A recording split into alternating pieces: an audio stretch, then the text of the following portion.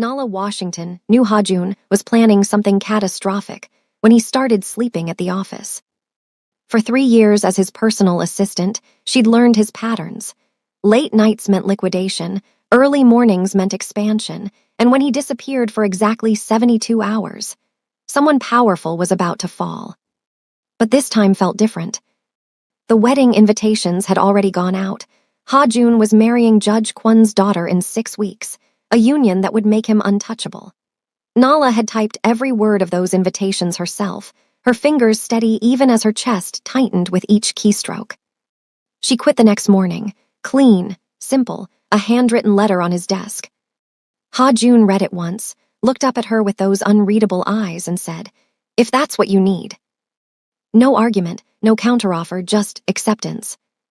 Nala should have questioned why it was so easy. 3 days later, she woke up in a hospital bed she didn't remember entering, in a city she'd never visited, with doctors speaking a language she didn't understand, and a death certificate in Seoul with her name on it. Ha-jun was sitting in the corner of the room when her eyes finally focused. "Welcome to Shanghai," he said quietly. "You're going to hate me for a very long time. Now, before we dive deeper, I need to be honest with you about something. When I first heard this story, I thought it was just another toxic workplace tale. You know the kind. Bad boss, inappropriate boundaries, someone quits and moves on. But this went so far beyond anything I could have imagined. And I think that's what makes it so haunting. We all think we know where the line is, where things go from uncomfortable to dangerous. But Nala's story taught me that sometimes that line is invisible until you're already miles past it. So let me ask you something, and I want you to really think about it. Have you ever stayed in a job that made you uncomfortable? Maybe not dangerous, but just off. Where you knew you should leave, but the money was good, or you told yourself it wasn't that bad, or you thought you could handle it. Drop a comment and tell me, because I guarantee most of us have been there. We've all made compromises. The question is, where's your breaking point? And if you're already hooked by this opening, do me a favor and hit that subscribe button. Because what I'm about to tell you isn't just a story about a woman who got trapped by her boss. It's about how love and obsession can look exactly the same until it's too late to tell the difference. And trust me, you'll want to follow this through to its devastating end. Let's rewind to where this all started. Nala Washington never planned to work in Seoul's underworld. But when you're a Black American woman with an MBA from Wharton, fluent in Korean and Mandarin, drowning in 6 figures of student debt in a city that costs more than breathing, you take the interviews that come your way. Even the ones that feel slightly off. You know what's interesting about this? I've talked to so many people who ended up in situations they never imagined for themselves. And it almost always starts the same way, with a practical decision. Not a moral failure, not stupidity, just practicality. I need money. This job pays well. How bad could it be? We judge people for these choices until we're the ones making them, until we're the ones looking at our bank account and our student loan statement and thinking, just for a year. Just until I get ahead. The job posting was vague. Executive personal assistant needed for high-profile CEO. Discretion mandatory. Compensation competitive. Competitive turned out to mean more money in 1 year than her mother made in 5. The CEO turned out to be Ha-jun. Nala's interview with Ha-jun happened on a Tuesday morning in his corporate office in Gangnam. Not a hotel suite, not a restaurant, a legitimate office building with his name on the directory. That should have been reassuring. It was. The receptionist led her to the top floor, floor-to-ceiling windows, minimalist design, everything screaming money and power. Ha-jun was standing by the window when she entered, looking out at the Seoul skyline. He didn't turn around immediately. "Miss Washington," he said in perfect English, still facing the window. "You're exactly on time. I appreciate punctuality." "Punctuality is respect," Nala replied, keeping her voice steady. He turned then, and Nala got her first real look at him. Early 30s, sharp jawline, expensive but understated suit. The kind of man who didn't need to announce his power because everyone in the room already felt it. Here, something I've learned while researching stories like this, powerful people have a presence that's almost physical. It's not about looks or charisma, it's about the way they occupy space. The way they make you aware that they're in control of the room, the conversation, the outcome. And Nala felt that immediately. She was smart enough to recognize it. The question is, was she smart enough to walk away from it? "Sit," he said, gesturing to a chair. Nala sat, back straight, hands folded in her lap, professional. Ha-Jun remained standing, studying her with an intensity that made her hyper-aware of her own breathing. "Your resume is impressive," he said. "Wharton MBA, fluent in 3 languages, 2 years of experience in corporate consulting. Why Seoul?" "Student debt and opportunity," Nala answered honestly. "Seoul offered both." "And why my organization specifically?" "Because the salary is double what anyone else offered, and I'm smart enough to know that usually means the work is complicated." Ha-Jun's lips curved slightly, not quite a smile, but close. "Complicated," he repeated. "That's a diplomatic word for it." "I'm a diplomatic person." "Are you?" He moved closer, sat on the edge of his desk rather than behind it. "Or are you just good at pretending to be what people need you to be?" "Okay, can we talk about this moment? Because this is textbook manipulation, right?" He's not asking about her qualifications. He's not discussing job responsibilities. He's probing, testing, seeing how she reacts to subtle intimidation. And the smartest thing Nala could have done was stand up and walk out. But here's the thing. When you need the job, when you've flown halfway around the world and spent money you don't have on interview clothes, when you're desperate, you ignore the red flags. You tell yourself you're being paranoid. You stay in the room. Nala met his gaze steadily. "I'm good at my job, whatever that job turns out to be. Even if that job requires discretion about things you might find morally questionable. I'm not here to judge your business practices, Mr. Ha-Jun. I'm here to manage your schedule and make your life easier. And if making my life easier means managing things that exist in gray areas, then I'll need specifics about what those gray areas look like." Ha-Jun studied her for a long moment. Then he stood, walked to a cabinet, pulled out a folder. "This is what my previous assistant managed." He opened it, showed her the first page. "Client meetings with people who prefer not to be documented. Logistics for transactions that can't go through normal banking channels. Coordination between parties who officially don't know each other." Nala looked at the document. Her hands didn't shake, but her heart raced. "Is any of this illegal?" she asked carefully. "That depends on how you define illegal. Nothing that would get you arrested. Nothing that involves violence or drugs. Just business that operates outside traditional structures. And this is where I need to stop and talk about something important, because I know some of you are thinking, why didn't she just say no? Why didn't she walk out? But think about how he's framing this. He's not saying, help me commit crimes. He's saying, help me with business that's complicated. He's giving her just enough information to make her complicit, but not enough to make her scared. It's calculated. It's manipulation. And it works because he's making her feel like she's in control of the decision, when really, he's already decided for her.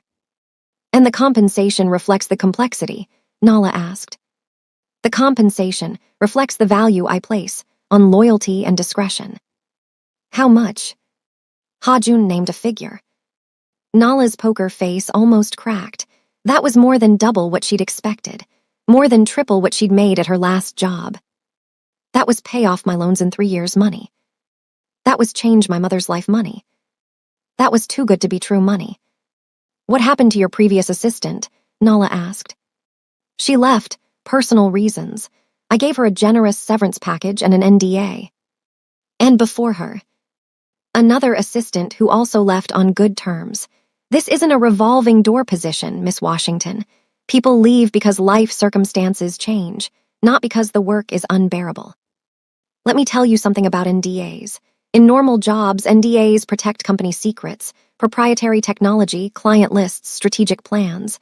But when someone mentions NDAs in an interview, that's not normal. That's a warning sign that you'll see things you're not supposed to talk about, things that could damage someone if they became public. And Nala heard that warning. She registered it, but she also heard that salary number. And sometimes, when we want something badly enough, we convince ourselves that the warning signs are just being cautious, just being professional, just being smart. We lie to ourselves so we can say yes to what we want. "When would I start?" Nala asked. Ha-Jun smiled, a real smile this time. "Tomorrow, 6 a.m., don't be late." He extended his hand. Nala shook it, felt the warmth of his palm, the strength in his grip. "Welcome to my organization, Miss Washington. I have a feeling we're going to work very well together." And that's how it started. Not with violence, not with threats. Just with a handshake and a salary that was too good to refuse. You know what haunts me about this moment?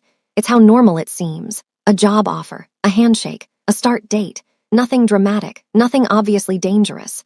Just a young woman making a practical decision to take a high-paying job in a foreign country. And the question I keep coming back to is, was there ever a moment she could have changed this outcome? Or was she trapped from the second she walked into that office? What do you think? Was this the moment Nala sealed her fate? Or could she have still walked away? Drop a comment and let me know, because I genuinely go back and forth on this. The thing about working for Hajun that nobody tells you. It's not the danger that gets under your skin. It's the patterns. Nala learned them fast because survival required it. When Hajun went silent during a phone call, it meant someone had just been threatened. When he drummed his fingers on his desk exactly 3 times, it meant he was about to make a decision that would ruin someone's life. When he loosened his tie during a meeting, it meant he was done being polite and about to become lethal. I want you to think about something for a second. In a normal job, you learn your boss's coffee order, their meeting preferences, maybe when they're in a bad mood. But Nala was learning when violence was about to happen, when threats were being made, when someone's life was about to be destroyed. And she learned these things the way you might learn that your boss gets cranky before lunch. It became normal. That's what happens when you're in a toxic environment long enough. The abnormal becomes normal. The dangerous becomes routine. You stop seeing the horror because you're too busy surviving it. Nala's first real test came 6 weeks into the job. A man arrived at the office unannounced. Mid-40s, expensive suit, sweating despite the air conditioning. "I need to see Hajun," he told Nala desperately. "Please, it's urgent." "Mr. Hajun doesn't take unscheduled meetings," Nala replied professionally. "I can schedule something for next week." "I don't have next week," the man's voice cracked. "Please, just tell him Kim Sangwoo is here. He'll see me." Nala hesitated, then buzzed Hajun's office. "Sir, there's a Kim Sangwoo here. He says it's urgent." Silence on the other end. Then, "Send him in." Nala led the man to Hajun's office, then returned to her desk. But she could hear everything through the thin walls.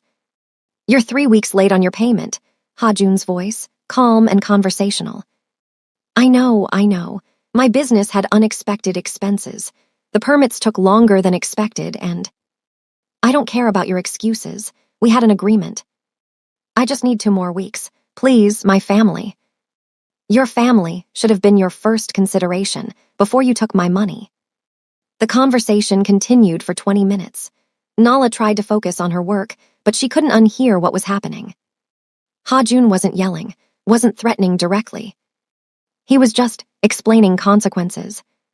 The man's business would lose its permits. His partners would receive information about certain financial irregularities. His wife would be sent documentation of certain meetings with certain people. By the time Kim Sangwoo left Hajun's office, he was crying. This is where I need to talk about something uncomfortable, complicity. Because Nala didn't do anything in that moment. She didn't threaten anyone, didn't hurt anyone. She just heard it happen and went back to typing emails. And that's how it starts, right? You tell yourself you're not involved. You're just doing your job. You're just the assistant, the scheduler, the person who keeps the calendar. But you know what's happening. You hear it. You see it. And every time you choose not to walk away, you become a little more complicit, a little more responsible, a little more trapped. After the man left, Hajun called Nala into his office. "What did you think of that?" he asked. Nala kept her face neutral. "It's not my place to think anything about it." "That's a diplomatic answer, but I asked for your real opinion." "My real opinion is that I'm not paid to have opinions about your business dealings." Hajun smiled slightly. "You're smart, that's good. Smart people know when to be quiet." He paused. "But for future reference, when people like Kim Sangwoo show up unannounced, desperate, trying to bypass proper channels, that's a red flag. It means they're about to default, and they think personal appeals will change the outcome." "Noted," Nala said. "Next time someone like that shows up, you tell them I'm unavailable. You don't even ask me. You just turn them away. Understand?" Yes, sir. Good, you can go. Nala returned to her desk, her hands shaking slightly. She'd just been taught how to be a gatekeeper for threats. And this is how they train you, step by step, interaction by interaction. They don't sit you down on day one and say, hey, you're going to help me destroy people's lives. They ease you into it. First, you're just scheduling meetings. Then you're turning away desperate people. Then you're coordinating things you know are questionable. And before you realize it, you're not just complicit, you're essential. You're the person who makes it all run smoothly. And walking away starts to feel impossible because you know too much. You've seen too much. You've done too much. That night, Nala sat in her apartment, staring at her bank account. Her first month's salary had just hit, more money than she'd ever seen at once. She could pay 3 months of rent in advance, could send money to her mother, could actually start making real dents in her student loans. All she had to do was show up tomorrow, and the day after, and the day after that. All she had to do was not ask questions. All she had to do was be smart enough to be quiet. She stayed. Let me ask you something, and I want you to be honest. What's your price? What amount of money would make you compromise your values? I'm not judging, I'm genuinely asking. Because it's easy to say I'd never work for someone like that when you're not the one with 6 figures of debt. When you're not the one watching your mother work 2 jobs. When you're not the one who hasn't had financial stability in years. Money becomes handcuffs. And the more you make, the tighter those handcuffs get. Because now you're used to paying your bills on time. Used to sending money home. Used to feeling like maybe, just maybe, you're going to be okay. And walking away means losing all of that. So yeah, Nala stayed. And honestly, I think most of us would have stayed too. The shift happened 4 months in, and Nala almost missed it because it was so subtle. Ha-jun started asking her opinion. Not about logistics or scheduling, about people. What did you think of Minister Cho? He asked after a meeting where Nala had sat in the corner taking notes like always. She looked up, surprised. You want my opinion? I want your observation. There's a difference. Nala set down her tablet. He checked his phone 6 times during your proposal. Either he's bored, distracted, or waiting for a better offer. Ha-jun's expression didn't change, but something flickered in his eyes. Interest, maybe. Which one do you think it is? Better offer. He kept glancing at you when he thought you weren't looking. He's measuring whether you're worth the risk. And am I? That depends on what you're offering that the other person is. Ha-jun smiled then, not his usual controlled smile, but something genuine. You're observant. You're paying me to be. I'm paying you to manage my schedule. Observation is extra. Here, where things start to get complicated. Because up until now, Nala was just an assistant, replaceable, functional. But this moment, this is when she became valuable. And let me tell you something I've learned from researching stories like this. Being valuable to a dangerous person is its own kind of trap. Because once you're valuable, you're not just an employee anymore. You're an asset. And assets don't get to leave when they want to. They leave when their owner decides they're no longer useful. Nala didn't know it yet, but this was the moment she stopped being replaceable. And that made her infinitely more trapped. From that day forward, Ha-jun started keeping her in the room.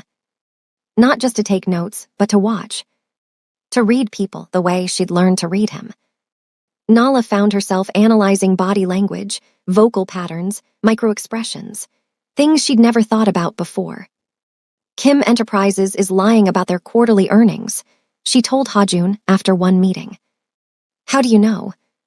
Their CFO kept touching his neck when discussing numbers, and he made eye contact with their CEO exactly 3 times, each time right before statting a figure. They're coordinating a story. Ha-jun pulled up Kim Enterprises, financial records, dug deeper, and found exactly what Nala suspected. Cooked books. You just saved me from a very bad investment, he said. Just doing my job. No, you did more than your job. You saw something no one else in that room saw. He paused. Including me. Okay, I need to talk about something really important here, because this is where the emotional trap starts. Not the financial one, the emotional one. For most of Nala's life, she'd been invisible, another face in corporate America, another black woman working twice as hard for half the recognition. And here was Ha-jun, one of the most powerful men in Seoul, telling her she saw things he didn't, valuing her intelligence, making her feel essential. That's intoxicating. That's how dangerous people hook you, not just with money, but with recognition, with making you feel special, with making you feel seen. And once someone makes you feel that way, walking away starts to feel like walking away from the only person who truly understands you. Have you ever had someone make you feel truly seen, truly valued? Drop a comment, because I think we all know how powerful that feeling is, and how dangerous it can be when it comes from the wrong person. The meetings got more frequent, more important. Nala sat in rooms with politicians, judges, businessmen who operated in the shadows between legal and illegal. She watched Hajun negotiate, threaten without threatening, promise without promising, play three-dimensional chess while everyone else played checkers. And she took notes on all of it. "You're very quiet," Hajun observed one evening after everyone else had left. "Most assistants can't help but react, but you're a stone wall. Reactions are unprofessional. Or you're just very good at hiding what you think. Maybe both." Hajun poured 2 glasses of whiskey, slid one across his desk to her. Nala looked at it. "I don't drink with employers." "It's 11 p.m. We stopped being employer and employee 3 hours ago." "Did we?" "Nala," it was the first time he'd used her first name. "You've sat in rooms with me while I've destroyed people's lives. You've heard things that could put me in prison. You've seen things that most people don't see and stay alive." He picked up his glass. "The least you can do is have a drink with me." Nala hesitated, then she picked up the glass. "To complicated jobs," she said. "To people smart enough to do them," Hajun countered. They drank in silence. This is the moment, right here. This is when the boundary between professional and personal starts to dissolve, and Nala felt it. She knew she shouldn't be drinking whiskey with her boss at 11 p.m., knew she shouldn't be sitting in his office having intimate conversations. But here's the thing about boundaries. They don't usually get demolished all at once. They get eroded. Slowly. One small compromise at a time. One drink. One late night.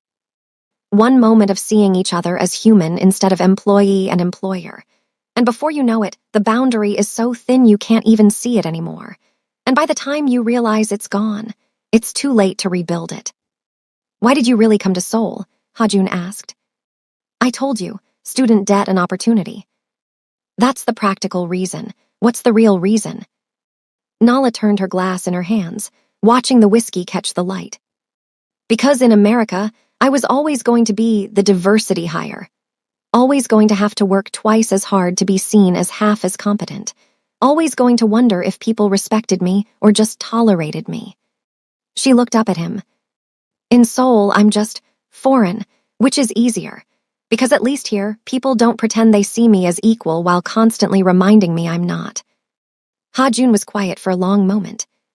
"That's the most honest thing you've ever said to me.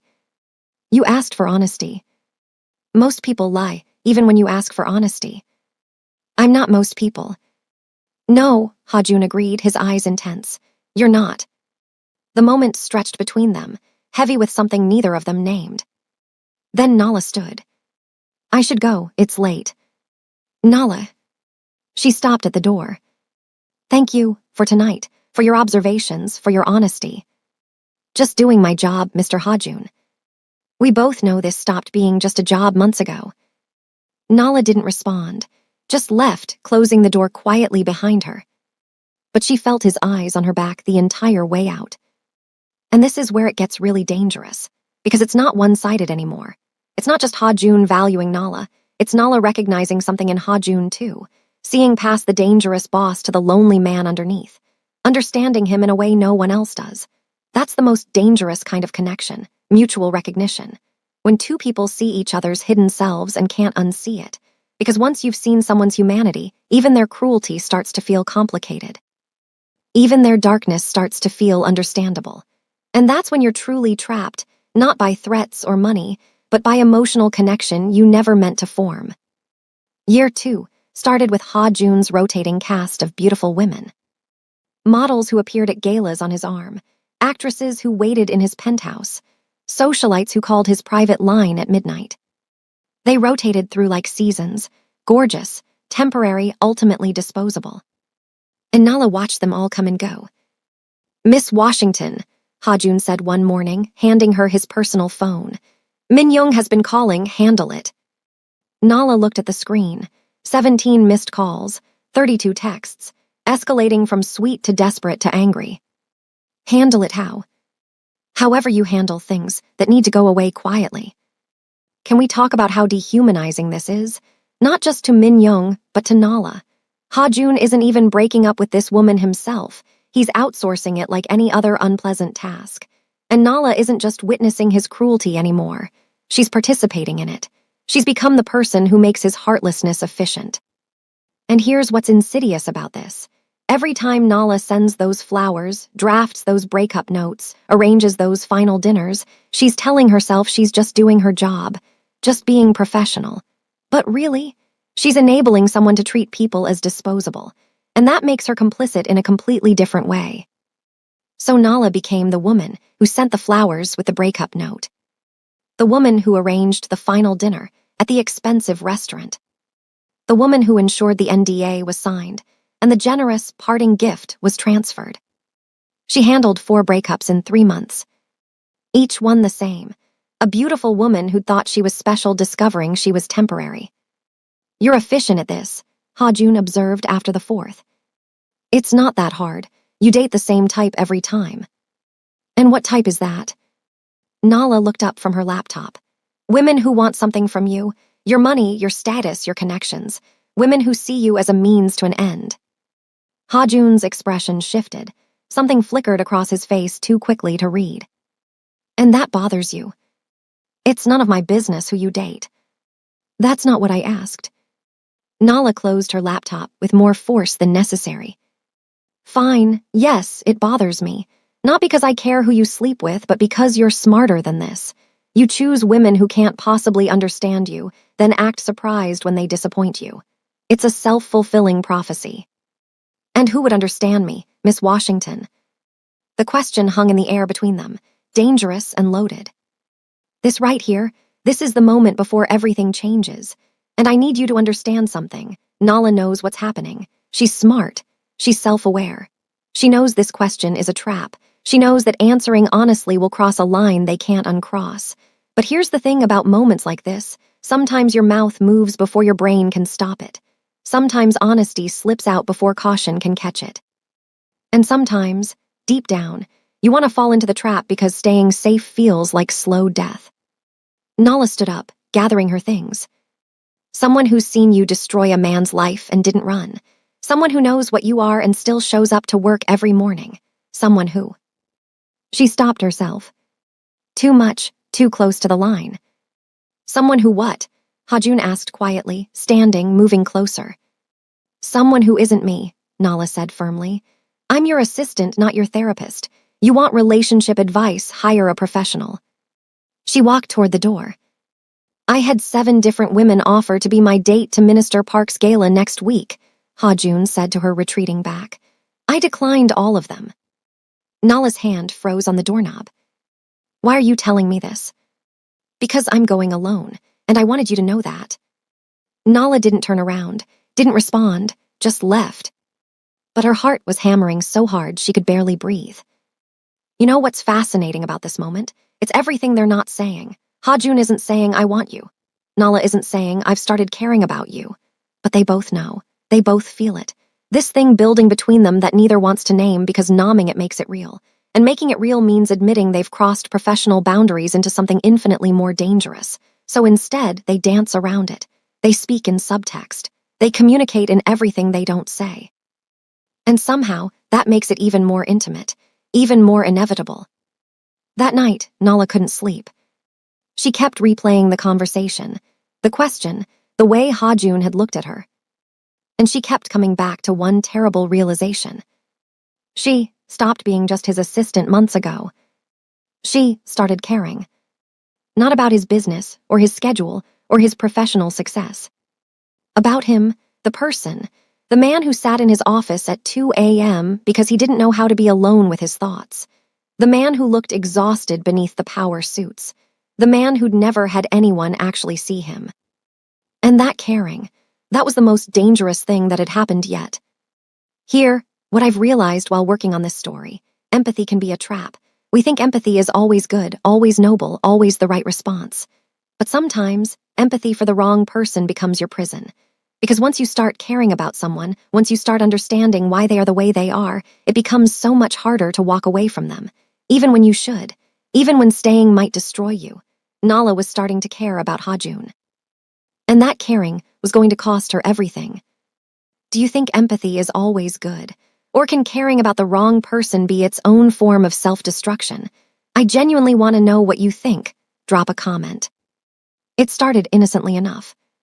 Miss Washington, I need you to review these contracts before tomorrow's meeting. It was 9 p.m. Nala had already been at work for 14 hours. Can't your legal team handle this? I trust your eyes more than theirs. So she stayed. And when she finished at midnight, Ha-jun was still there, sitting in his office with a glass of whiskey and exhaustion written into every line of his face. Go home, he said when he noticed her in the doorway. You've done enough. So have you. I don't have anywhere else to be. The admission was so quiet, so unguarded, that Nala almost didn't catch it. She should have said goodnight and left. Should have maintained the boundary. Instead, she walked into his office and sat down across from him. When was the last time you actually went home? She asked. Ha-jun glanced at his watch. Define home. A place that isn't your office. Then it's been a while. That's not healthy. Neither is what I do for a living. He poured another glass of whiskey, slid it across the desk to her. But we're both still here. This is such a dangerous moment, and I don't think people realize it until it's too late. Because this isn't romance. This isn't passion. This is two lonely people recognizing loneliness in each other. And that's almost more powerful than attraction. Because attraction fades. But shared loneliness, that creates a bond that feels like understanding. Like finally, someone gets it. Like maybe I'm not as alone as I thought. And before you know it, you're sitting in an office at midnight drinking whiskey with your boss. And it feels more intimate than any romantic gesture ever could. Nala looked at the glass. She never drank with him. It was one of her rules. She picked it up. To bad decisions, she said. Ha-jun's lips curved slightly. To necessary ones. They drank in silence, and for the first time in 18 months, Nala saw him as something other than her boss. She saw the man underneath. The one who was lonely despite being surrounded by people. The one who was terrified despite being terrifying. The one who'd built an empire but had no one to share it with. Do you ever regret it? Nala asked quietly. The things you've done to get here. Ha-jun stared into his glass. Every single day. Then why keep doing it? Because regret doesn't change anything. It just makes you weak. He looked up at her. And in my world, weakness is death. That sounds exhausting. It is, his voice dropped. That's why I'm grateful you're here. Nala's breath caught. Ha-jun. Don't. He held up a hand. Don't say whatever you're about to say. Don't remind me about boundaries or professionalism or why this, he gestured between them, can't happen. I know all of that. I live with all of that. Then why say it? Because I needed you to know. His eyes were intense, vulnerable in a way she'd never seen. Before you inevitably leave, before you realize what I am and run, I needed you to know that you were real to me, the only real thing in my entire life. And here, where it gets really complex. Because is Ha-jun being honest? Yes. Is he being vulnerable? Yes. But is he also manipulating her? Also yes. Because you know what happens when someone tells you you're the only real thing in their life. You feel responsible for them. You feel special. You feel like leaving would be abandoning them. And maybe Ha-jun knows that. Maybe he's strategic even in his vulnerability. Or maybe he's just a lonely man who finally found someone who sees him and doesn't know any other way to express that except through intensity that feels like manipulation, even when it's real. I honestly don't know, and I think that ambiguity is what makes this so tragic. Nala set down her glass with a shaking hand. I should go. Yes, you should. But she didn't move. Neither did he. They sat there in his office at 1 a.m., with the city lights sprawling below them like fallen stars, and both pretended they didn't feel the walls between them crumbling. You want to know something? I think there are moments in our lives that change everything, but we don't recognize them as they're happening. We think they're just moments, just another late night, just another conversation. But looking back, those were the moments that sealed our fate. This was that moment for Nala. This was the point of no return, not because anything physical happened, nothing did, but because this was when she stopped being able to lie to herself. When she had to admit, at least internally, that she cared about Ha-Jun in a way that went far beyond professional. And once you admit that to yourself, you can't take it back. You can't unknow it. The boundary is gone, even if you pretend it is. Nala finally stood. "Good night, Ha-Jun." It was the first time she'd said his name without the honorific. He noticed. "Good night, Nala." She left before either of them could say anything else. But everything had changed. They both knew it. It happened 3 months later, after a meeting that went catastrophically wrong. A deal with a Japanese syndicate that Ha-Jun had been building for 6 months collapsed when someone leaked information about his operations. Someone inside his organization. A betrayal. Nala had never seen Ha-Jun lose control before. After the meeting, after everyone left, he stood in his office and put his fist through the window. Blood, glass, silence. "Ha-Jun," Nala rushed forward. "Get out," his voice was deadly quiet. "Your hand." "I said get out." Nala froze. In 2 years, he'd never raised his voice at her, not once. Here, something I've learned, violence is often just unprocessed pain with nowhere to go. Ha-Jun didn't hit Nala, he didn't threaten her. He punched a window because his entire world was crumbling and he didn't know how else to express that. And in that moment, Nala had a choice. Leave like he asked, protect herself from his rage, maintain boundaries, or stay, witness his breakdown, risk herself to be there for him. And you know what? Most people would have left, should have left. But Nala didn't, and I need you to understand, that wasn't strength. That was the beginning of her destruction. But instead of leaving, she did something that surprised them both. She stayed. She walked to the private bathroom, got the first aid kit, came back and grabbed his bleeding hand. "Sit down," she said firmly. "Nala." "Sit down." He sat. She cleaned the cuts in silence, her hands steady even though her heart was racing.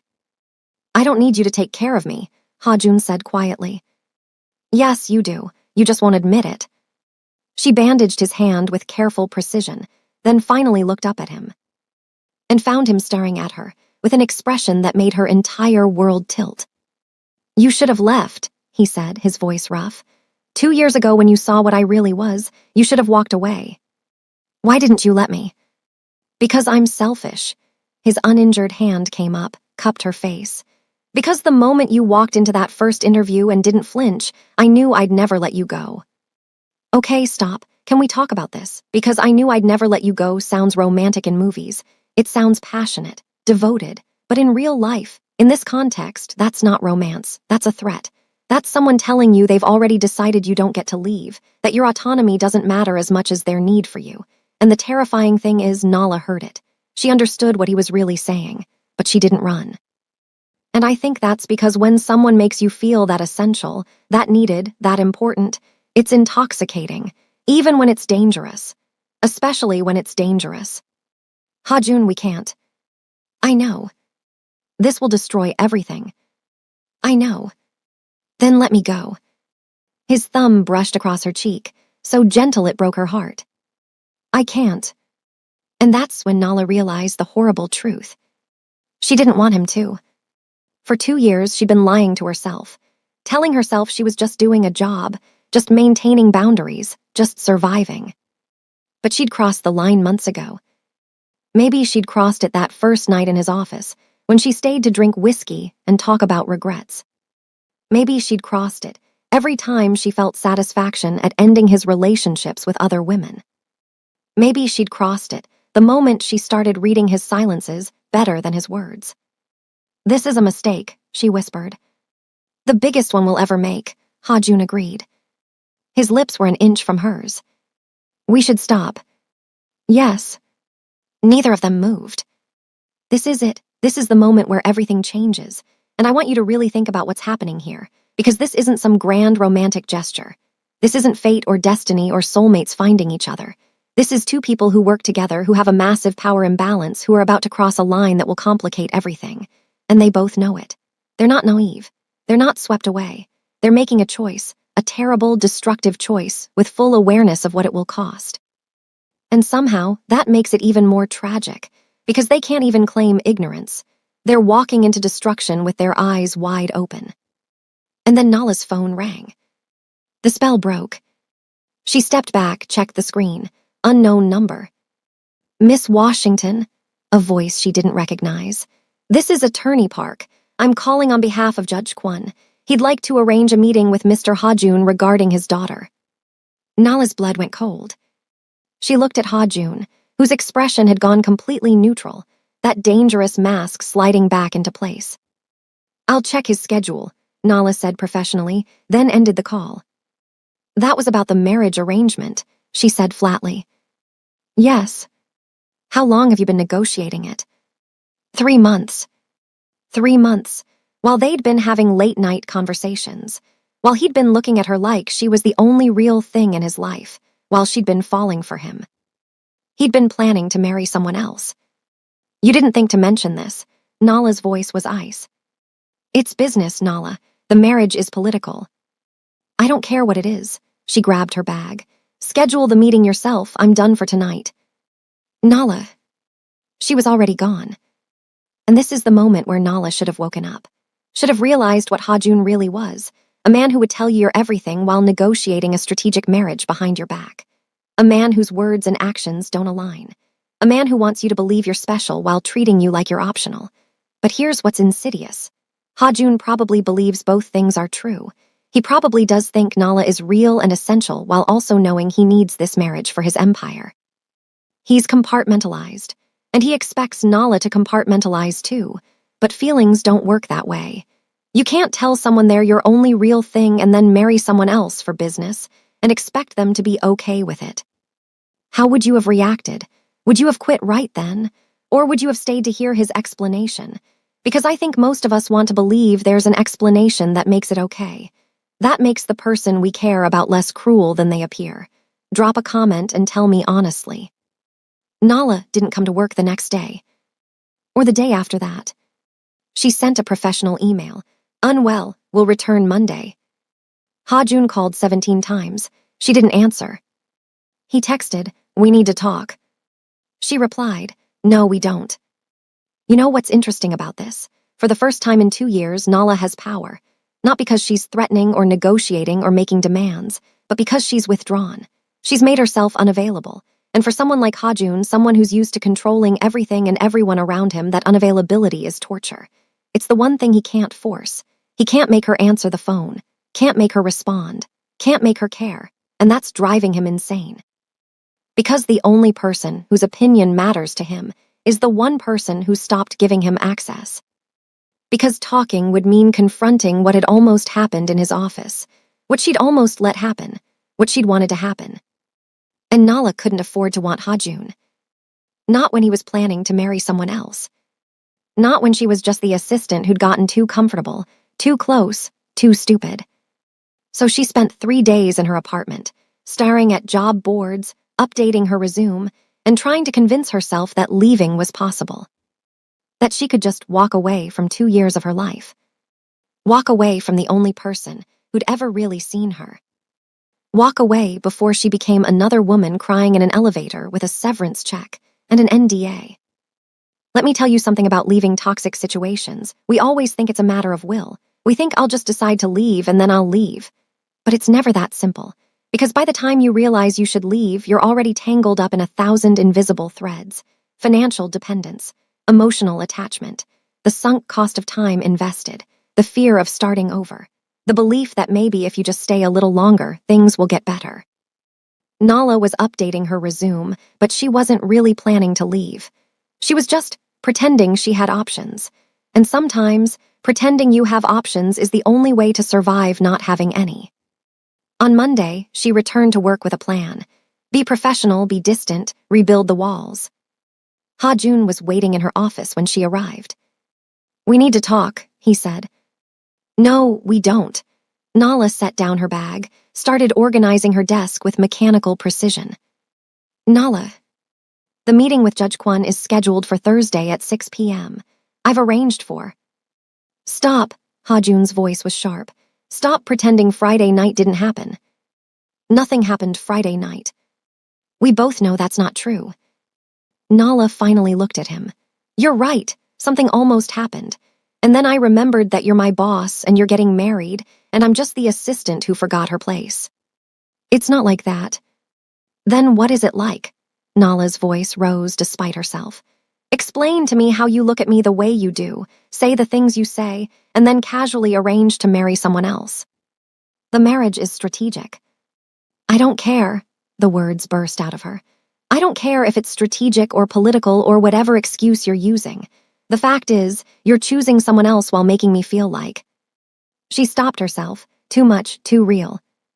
Like what? Ha-jun stepped closer. Say it. Like I matter, Nala whispered. Like I'm more than just your employee, like maybe, her voice cracked. Like maybe you feel what I feel. The silence was deafening. This moment right here breaks my heart, because Nala just laid herself completely bare, admitted feelings she'd been hiding for months, made herself utterly vulnerable to a man who has all the power in this relationship. And that takes courage. Stupid courage, maybe, but courage nonetheless. And now she's standing there, exposed, waiting to see if Ha-jun will honor that vulnerability or weaponize it. And honestly, I don't know which would be worse. I do, Ha-jun said quietly. Feel what you feel, that's why this is so complicated. No, it's actually very simple. Nala's voice went cold, professional again. You want the respectability that comes with marrying a judge's daughter, and you want me to stay in your life as what? Your assistant, your secret, your emotional support while you build a life with someone else. I want you to understand that in my world, marriage isn't about love. Then what's it about? Survival, power, protection. His jaw clenched. Marrying Judge Kwon's daughter means I'm untouchable. It means every deal I make has legal protection. It means I'm expendable. Ha-jun's eyes flashed. You're not expendable. Then call off the marriage. I can't. Can't or whoa. Both. Nala nodded slowly, something breaking inside her chest. Then I quit. Ha-jun went very still. What? You heard me, I quit. She pulled out her letter. She'd written it over the weekend, crumpled it, rewritten it, crumpled it again. The final version was simple and cold. 2 weeks' notice, professional, clean. She handed it to him. He didn't take it. You're not quitting. Yes, I am. Nala, listen to me. No, you listen. Her voice shook but stayed firm. For 2 years, I've watched you with other women, managed your relationships, ended them when you got bored, and I told myself it didn't matter because I was just doing my job. She took a breath. But then you made me care. You let me see the real you. You made me feel like I was special, like I was different from all the others. And then you go and arrange a marriage while I'm falling in. She stopped, almost said it, almost crossed that final line. While you're falling in love with me, Ha-jun finished, his voice rough. God, this moment. When someone says out loud the thing you're too terrified to admit, it's exposing and validating and horrifying all at once. Because now it's real. Now it's been spoken into existence. And you can't take it back or pretend it's not true.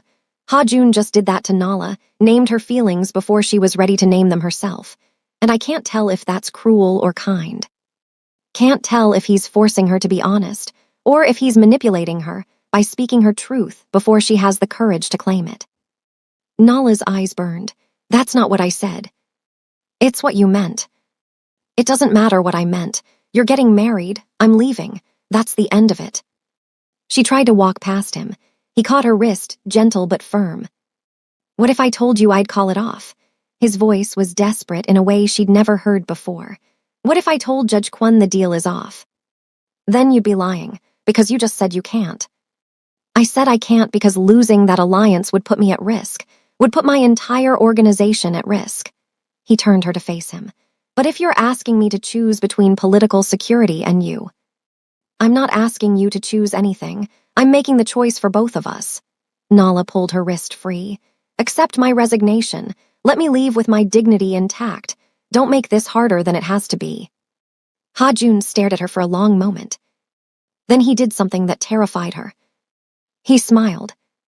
Not his professional smile, not even his genuine smile.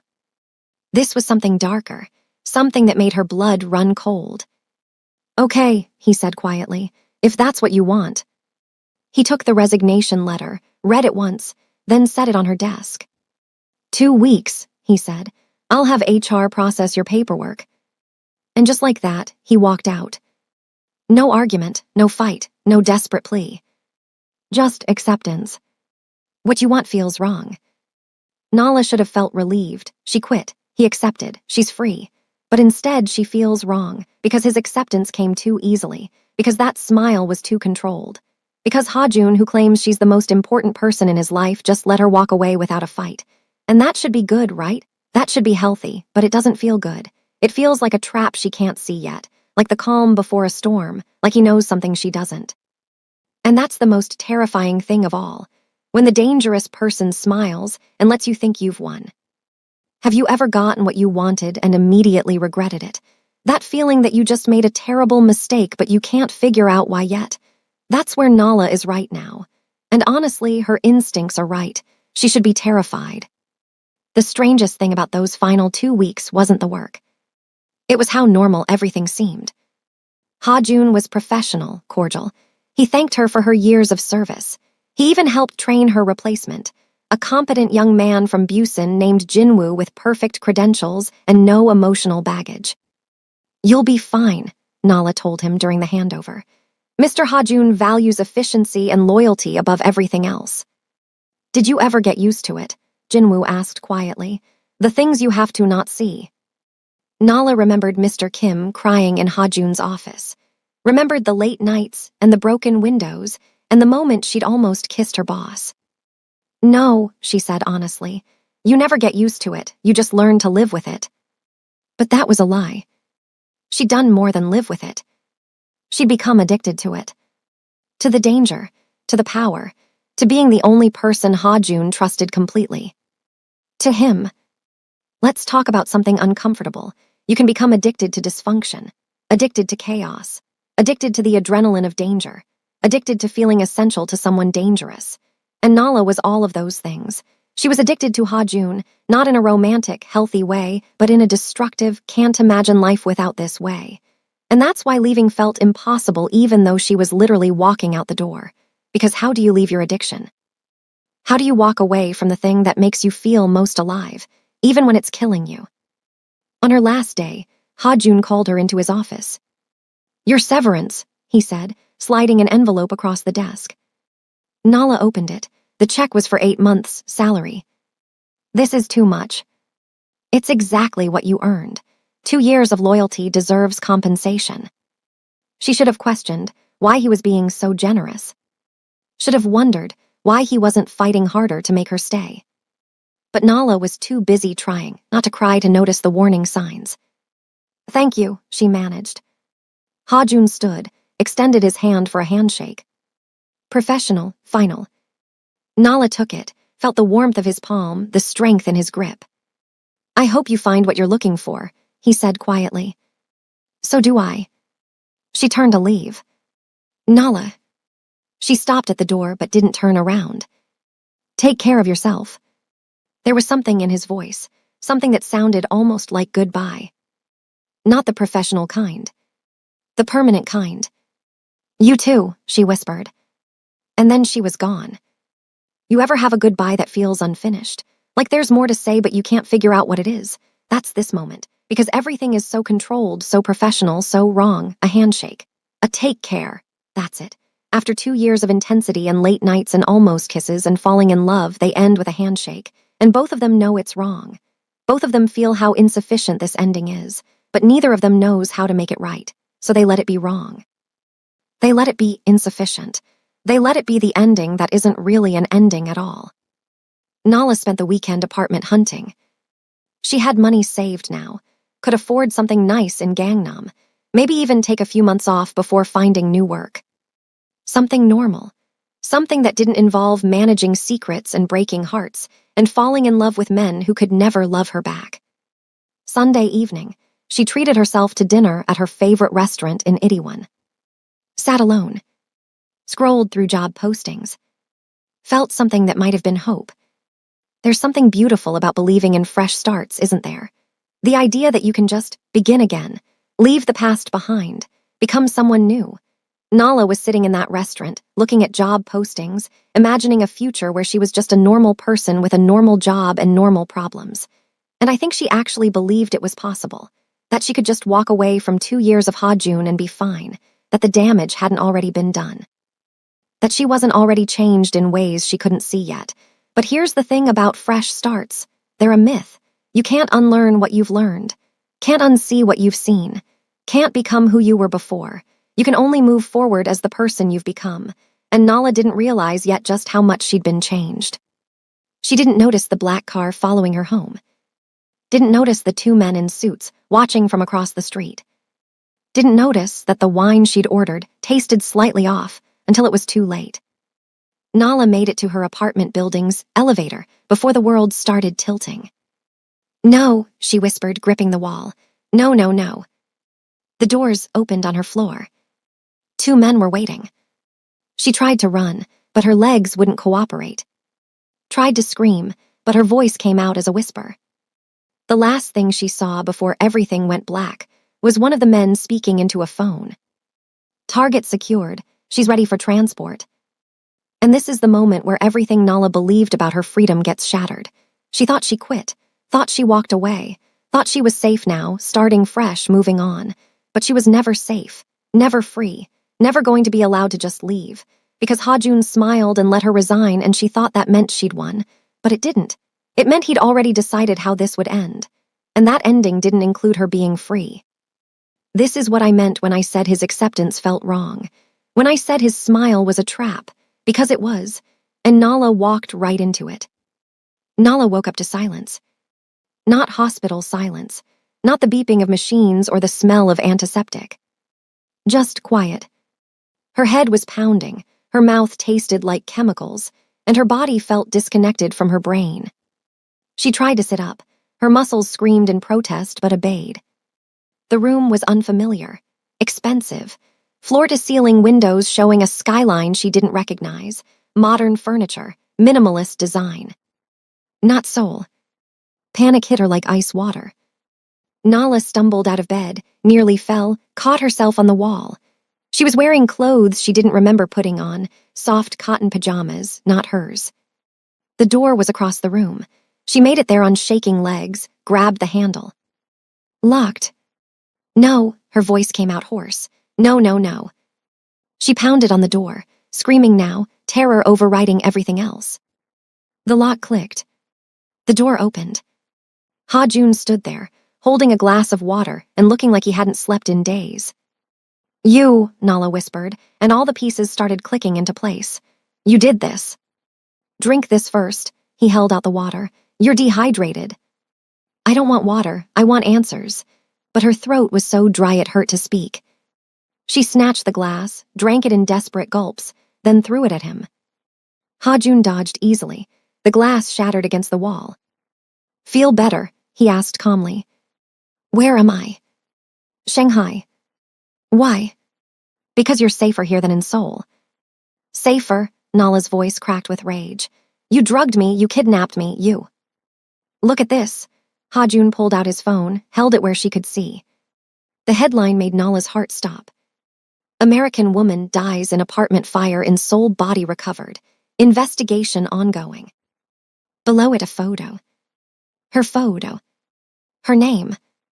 Nala Washington, 29, confirmed dead. "No," Nala whispered, staring at her own obituary. "No, this can't be." "It's very real." Ha-Jun's voice was steady, but something underneath it trembled. "As of 4 days ago, you're legally dead. Fire started in your apartment building. Your unit was completely destroyed. They found remains."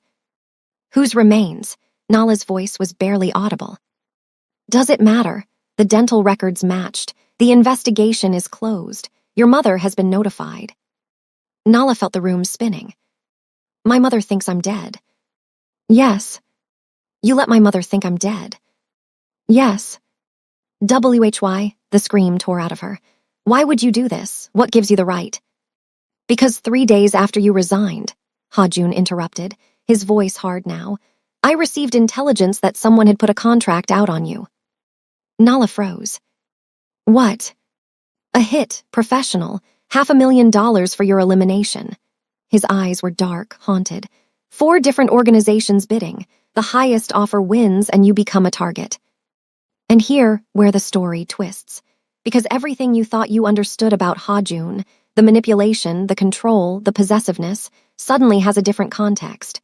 Was he always planning to trap her? Or was he actually trying to save her? And does it matter if the result is the same? That's insane. Why would anyone want me dead? Because you know too much. Hajun moved closer. 2 years, Nala. 2 years of sitting in rooms, managing communications, coordinating meetings between people who operate in shadows. You're a walking database of information that could destroy empires. But I would never. I signed NDAs. They don't care about your NDAs. They care about eliminating a liability. He paused. And when you resigned, when you left my protection, you became an easy target. Nala's mind was racing, trying to process this, trying to separate truth from manipulation. You're lying. This is just another way to control me, to keep me. Look at the contract details. Hajun pulled up another document on his phone. I'll spare you the worst parts, but the target description matches you exactly. American, female, former assistant to Hajun, fluent in 3 languages, living alone in Itiwan. He scrolled down.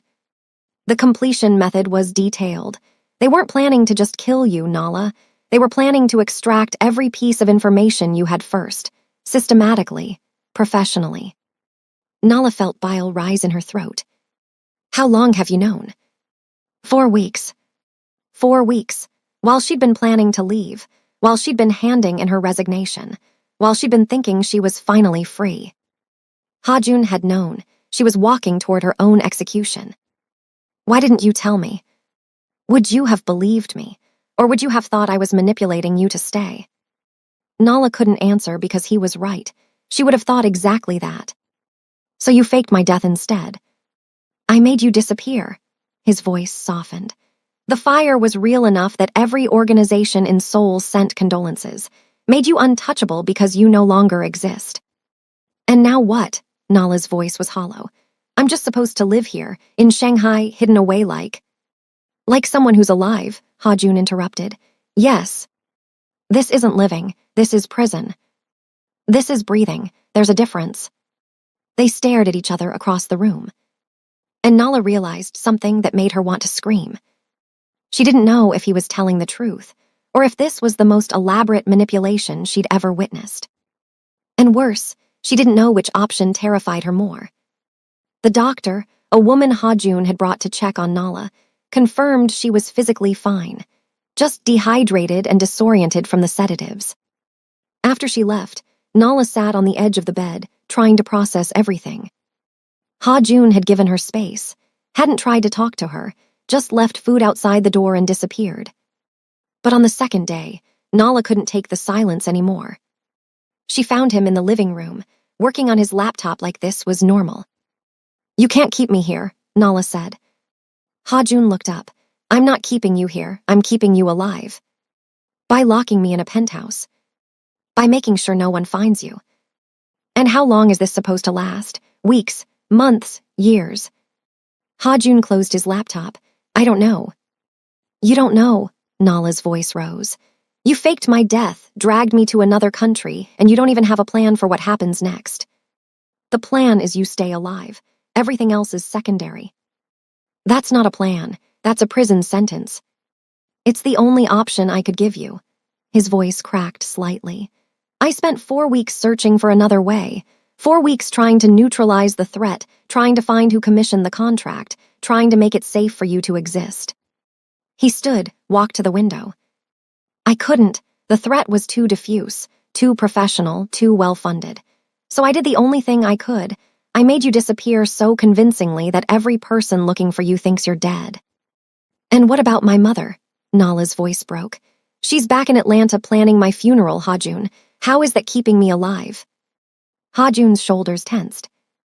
I made sure she's taken care of. Financial support. Anonymous donations to cover funeral costs, therapy, anything she needs. She doesn't need money. She needs her daughter. She can't have her daughter. Hajun turned to face her, and for the first time, Nala saw tears in his eyes. Because if your mother knew you were alive, she'd become a target too. Anyone who knows you're breathing becomes leverage. The logic was sound. The logic was also destroying her. I hate you, Nala whispered. I know. I hate you so much I can barely breathe. I know that too. Then why did you do this? Hajun crossed the room, stopped just in front of her. Because I'd rather have you hate me, and alive than love me and dead. This is the impossible equation Hajun solved, save her by destroying her. And the cruelest part? He might actually be right. She might actually be safer dead. But that doesn't make it less of a violation, doesn't make it less of a betrayal. Sometimes the right choice and the terrible choice are the same choice. Nala's hand moved before she could think, slapped him hard across the face. The sound echoed in the silent apartment. Hajun didn't flinch, didn't move, just stood there, a red mark blooming on his cheek. Feel better? He asked quietly. No. Then do it again. She did, harder this time. And then she was hitting his chest, his shoulders, anywhere she could reach. All the rage and grief and terror pouring out in violence she'd never known she was capable of.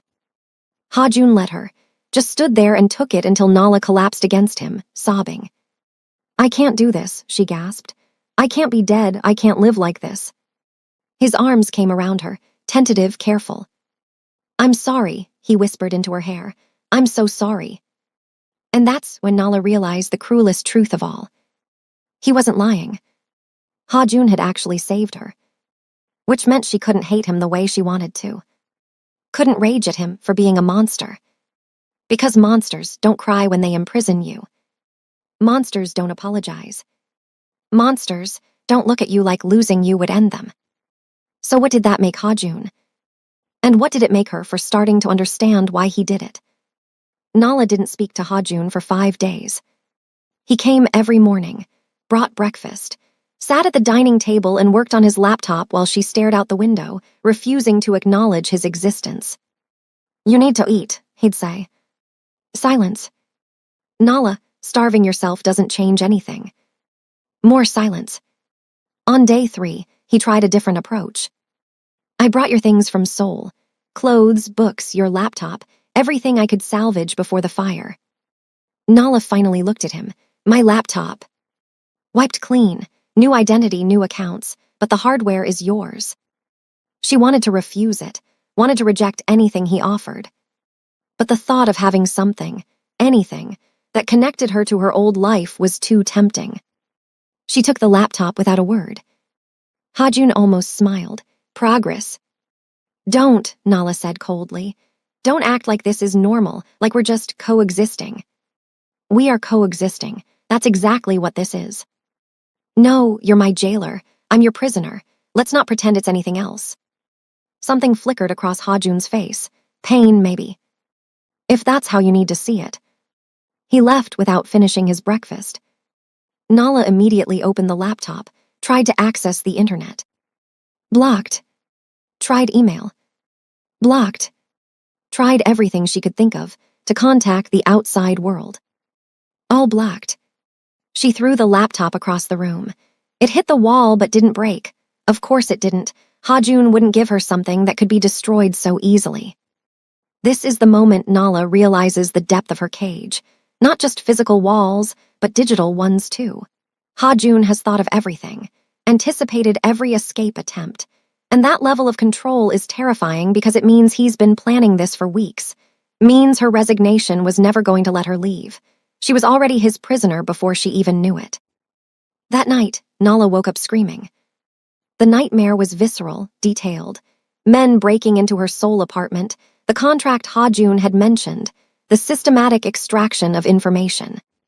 She dreamed they'd found her, dreamed they were torturing her, dreamed her mother was watching, crying, unable to help. The bedroom door flew open. Hajun stood there in a t-shirt and sweatpants, the most casual she'd ever seen him, his hair disheveled like he'd been sleeping nearby. Nala. Get out, she gasped, pulling the blanket around herself. Just get out. You were screaming. I said get out. But instead of leaving, Ha-jun walked in, sat on the edge of the bed at a careful distance. Talk to me. Why would I talk to you? You're the reason I'm having nightmares.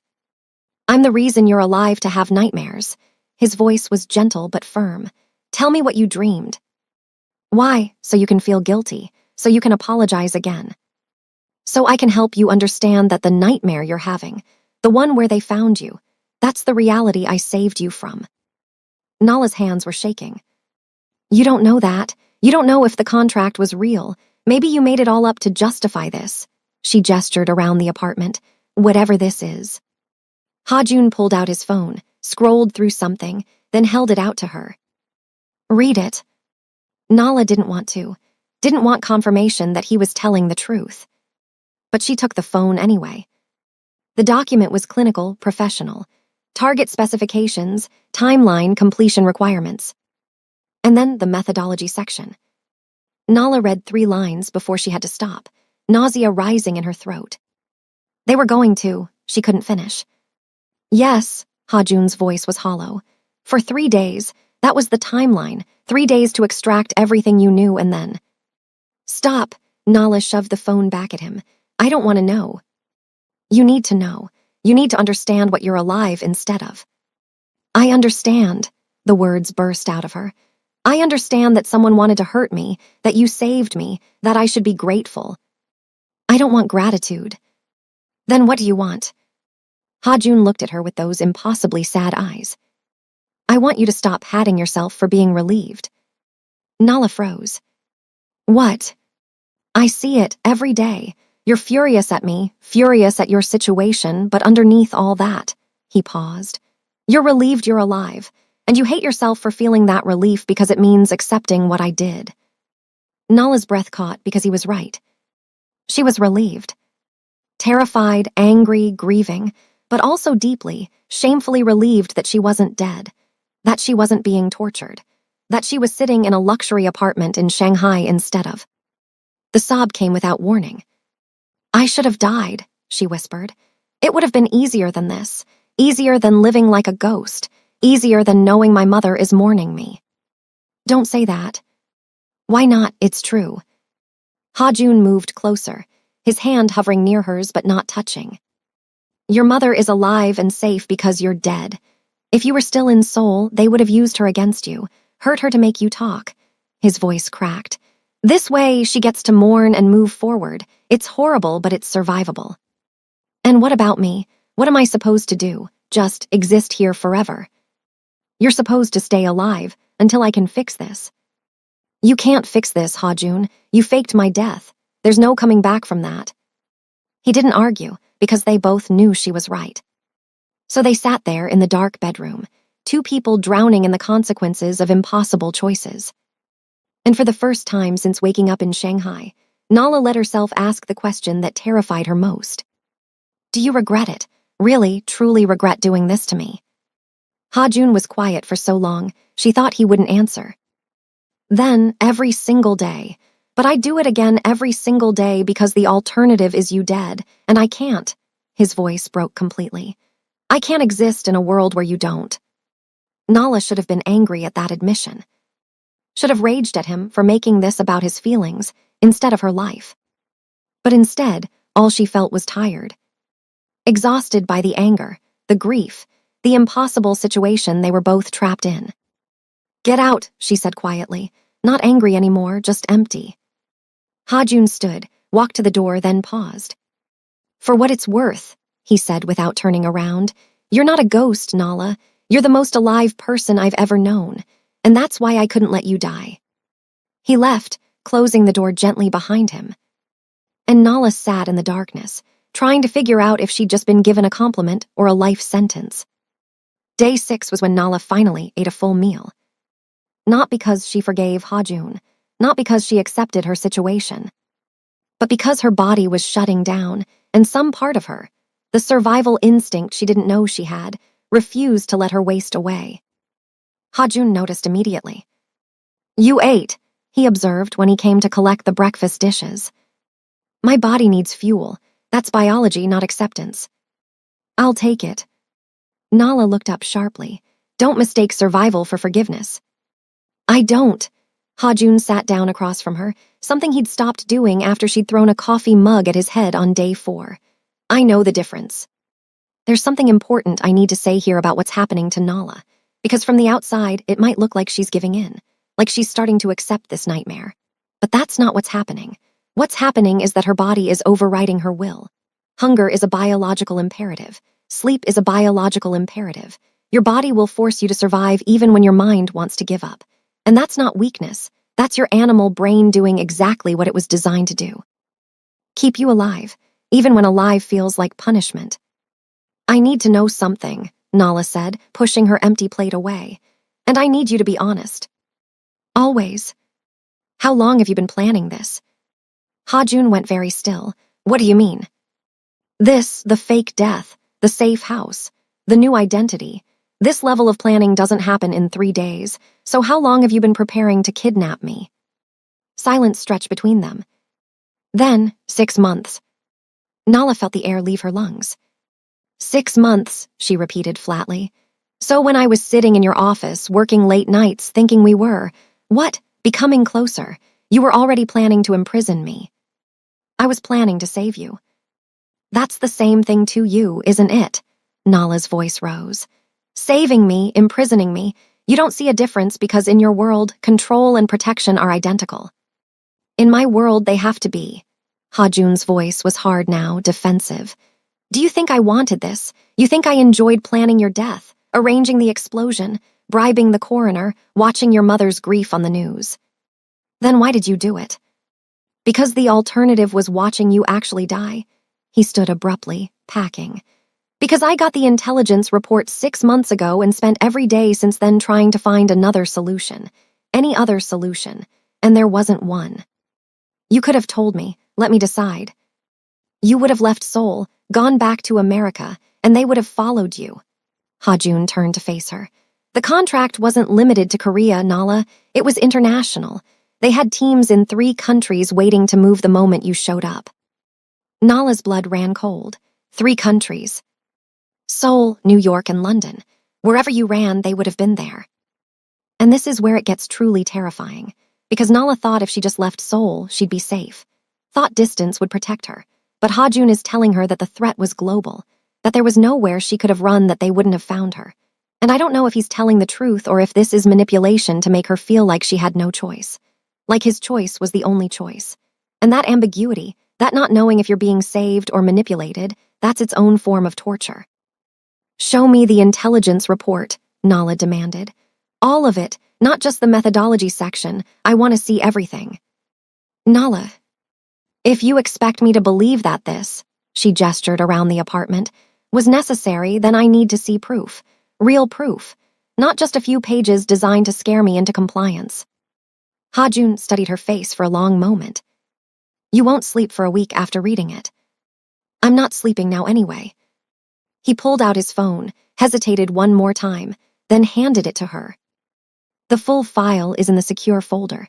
Password is your mother's birthday. That detail, that he'd used her mother's birthday as a password, felt like both intimacy and violation. Nala took the phone with shaking hands.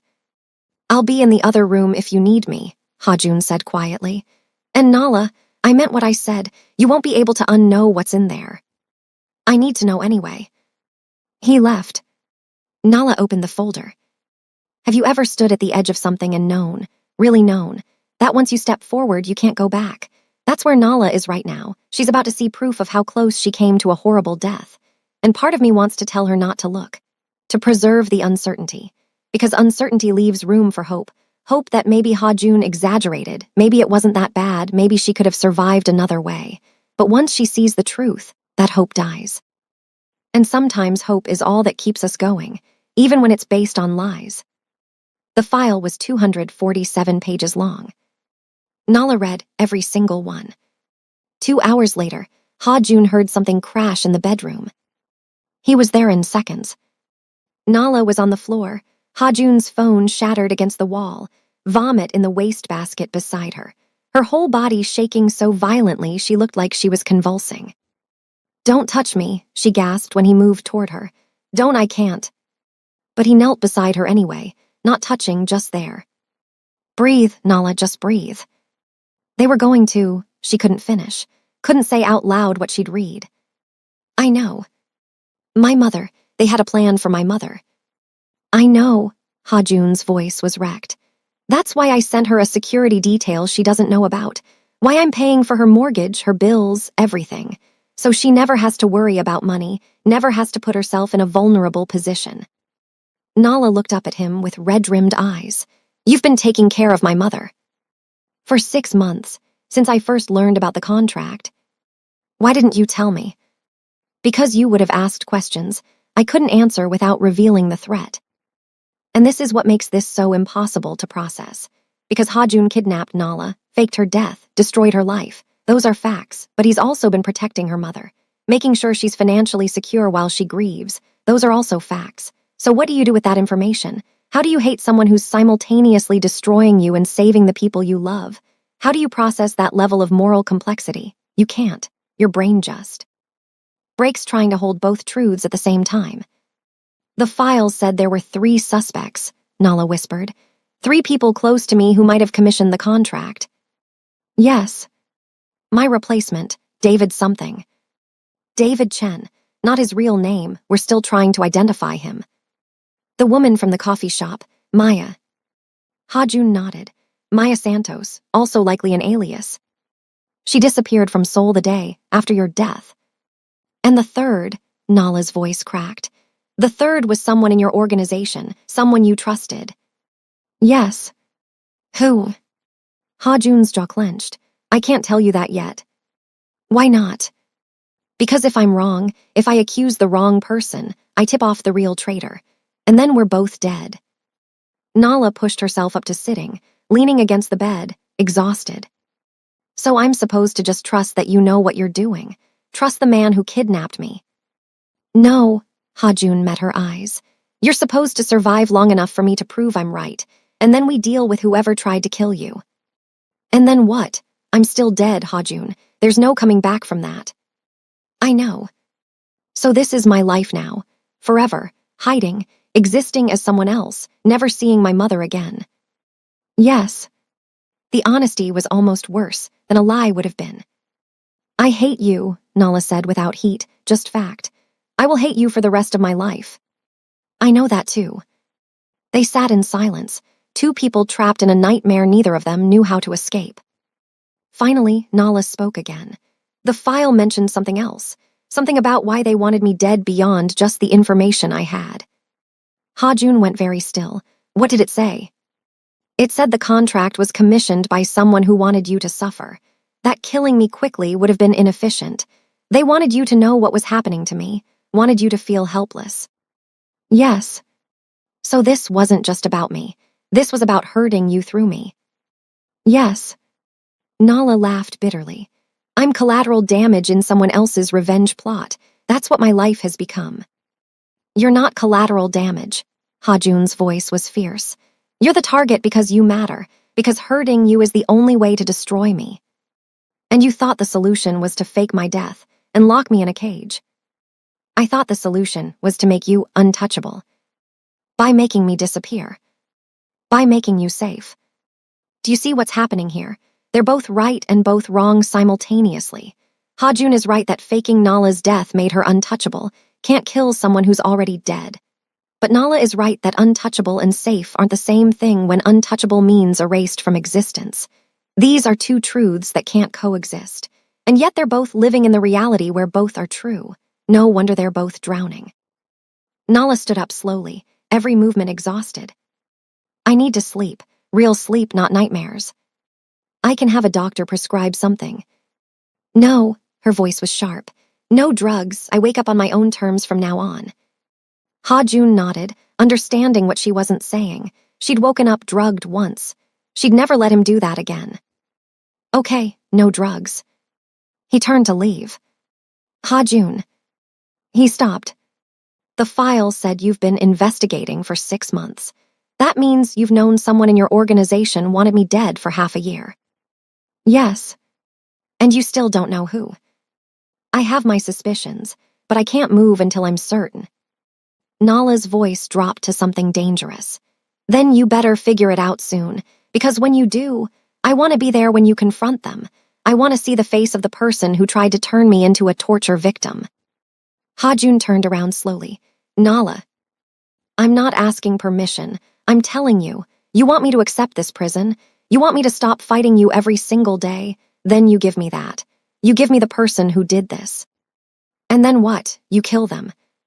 I haven't decided yet. Her eyes were hard. But I deserve to look them in the eye and ask why I was worth destroying.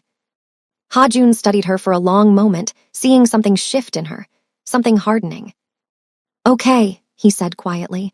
When I know for certain you'll be there. Promise me. I promise.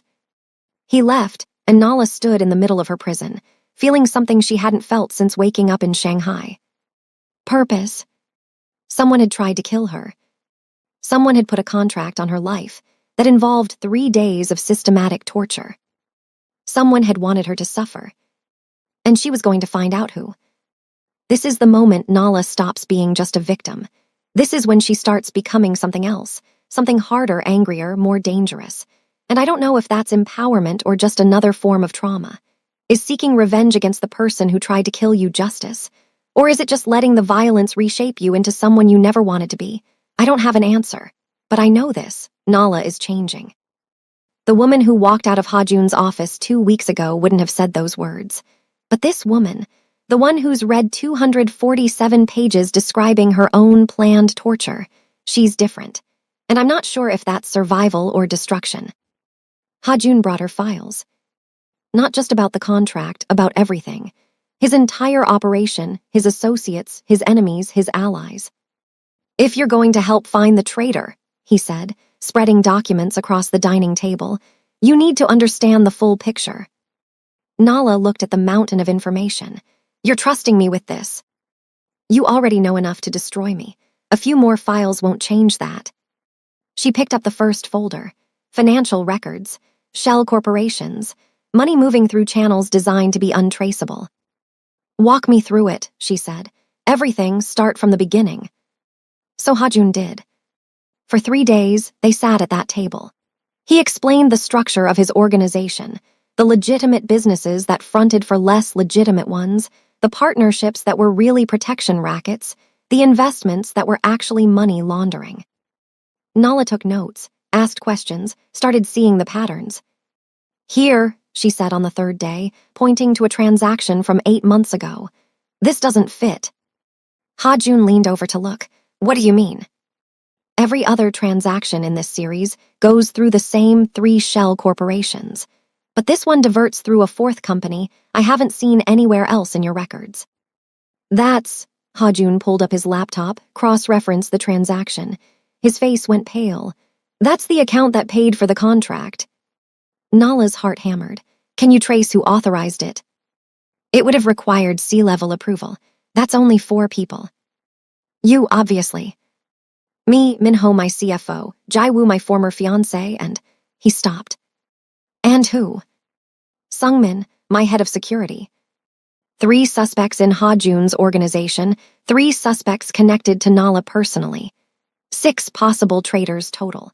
And Nala is realizing that the person who wanted her dead isn't some distant enemy. It's someone who's been close to both of them all along. Your head of security, Nala said slowly. The person responsible for protecting you has access to authorize payments for contracts to kill people you care about. He's been with me for 8 years. Which means he's had 8 years to plan this. Hajun stood abruptly, paced to the window. If it's Sungmin, he knows every safe house, every security protocol, every weakness in my organization. Then we need to be very careful how we investigate him. Hajun turned to look at her. You promised I could be there when you confronted whoever did this. That means I'm involved now, fully involved. Hajun was quiet for a moment. Then, okay, but we do this smart. No direct confrontation until we have irrefutable proof. Agreed, so how do we get that proof? They spent the next week building a case. Nala went through 8 years of financial records, looking for patterns, anomalies, anything that connected Sungmin to the contract. Ha-jun pulled surveillance footage, phone records, meeting logs. They worked side by side, 12-hour days, falling into a rhythm that felt disturbingly like their old dynamic, except now the stakes were Nala's life instead of just business deals. "Here," Nala said one evening, her eyes burning from staring at spreadsheets. "Look at this." She pulled up 2 documents side by side. "This is the payment for the contract, authorized 6 months ago." "Right. And this is a payment to the same account from 2 years ago. Much smaller amount, but same routing numbers." Ha-jun leaned in closer. "What was the 2-year payment for?" "According to your records, routine security consultation fees." "Sungmin handles those." "Exactly. Which means whoever received that payment 2 years ago has a long-standing relationship with your head of security." Ha-jun pulled up the recipient information, ran it through his identification software. A photo appeared on screen. David Chen, Nala's replacement. "Oh my God," Nala whispered. "They've been working together for 2 years. Sungmin planted David in my organization, waited for you to resign, positioned him to take your place. And when I quit before David was fully integrated, they had to accelerate the plan, had to eliminate me before I could leave Seoul entirely." They stared at each other, the pieces finally clicking into place. "It's not just one traitor," Nala said. "It's a network. Sungmin is the inside man, David is the replacement, and—" "Maya," Ha-jun finished. "The friend who appeared 6 months before you resigned, who asked questions about your work, your schedule, your vulnerabilities. She was gathering intelligence for the contract. Which means all 3 of them are working together." Nala sat back, her mind racing. "But why? What do they gain from killing me, from destroying you?" "I don't know yet, but we're going to find out." Ha-jun pulled out his phone, made a call. "Who are you calling?" "Someone I trust. The only person in my organization who I know isn't involved." A woman's voice answered. Nala couldn't hear the words, but Ha-jun's expression was grim. "I need you to run a background check," he said in Korean. "Sungmin full history, not the sanitized version he provided when I hired him. Everything, family, past employment, known associates, financial history. And I need it yesterday." He hung up. "Who was that?" Nala asked. "My sister. She handles intelligence for the legitimate side of my business. If anyone can find Sungmin's secrets, it's her." "You have a sister." "Half-sister, different mothers. She stayed out of the darker aspects of what I do, but she has resources." Nala processed this new information. "Does she know about me?" "She knows I faked your death. She helped arrange the explosion, actually. Made sure no one was in the building when it happened." "So she's an accessory to my kidnapping." "She's an accessory to saving your life." "From your perspective." Ha-jun didn't argue with that. His phone rang 30 minutes later. The conversation was in rapid Korean, too fast for Nala to follow completely, but she caught enough. "Family connection, sister, 5 years ago, killed." Ha-jun's face went ashen. He hung up, sat down heavily. "What?" Nala demanded. "What did she find?" "Sungmin had a sister, younger. She died 5 years ago." "How?" "She was killed in a territorial dispute. Wrong place, wrong time. Caught in crossfire during a deal I was negotiating with a Chinese syndicate." Nala's stomach dropped. "You killed his sister." "I didn't pull the trigger, but the meeting was mine, the deal was mine. She died because of my business." Ha-jun looked up at Nala, and she'd never seen him look so defeated. "He's been planning this for 5 years. Worked his way into my organization, gained my trust, became essential. Also, he could destroy me when the moment was right. And that moment was when he realized you cared about me. Yes, killing me would have been too quick, too merciful. He wanted me to suffer the way he suffered, lose someone I loved, feel helpless to protect them. So this whole thing, the contract, the setup, everything, it was never about me at all. I was just leverage against you. You were the thing he could take from me that would hurt the most." Nala stood, walked to the window, stared out at mountains she still didn't recognize. "I'm collateral damage in a revenge plot 5 years in the making." "You're not." "Don't," she cut him off. Don't tell me I'm not collateral damage when that's exactly what I am. Someone died because of your business 5 years ago, and now I'm paying the price. My life is gone because of something that happened before I even met you.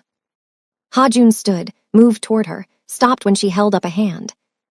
I need a minute. Nala. I said I need a minute. He left. Nala stood at the window, processing everything. She'd been angry at Ha-jun for kidnapping her, for faking her death, for trapping her here. But Sungmin had orchestrated her torture, had planned 3 days of systematic horror, had wanted her to suffer in ways she still couldn't think about without feeling sick. And he'd done it for revenge.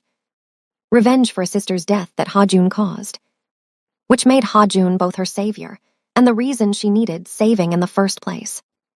Microreflection 52.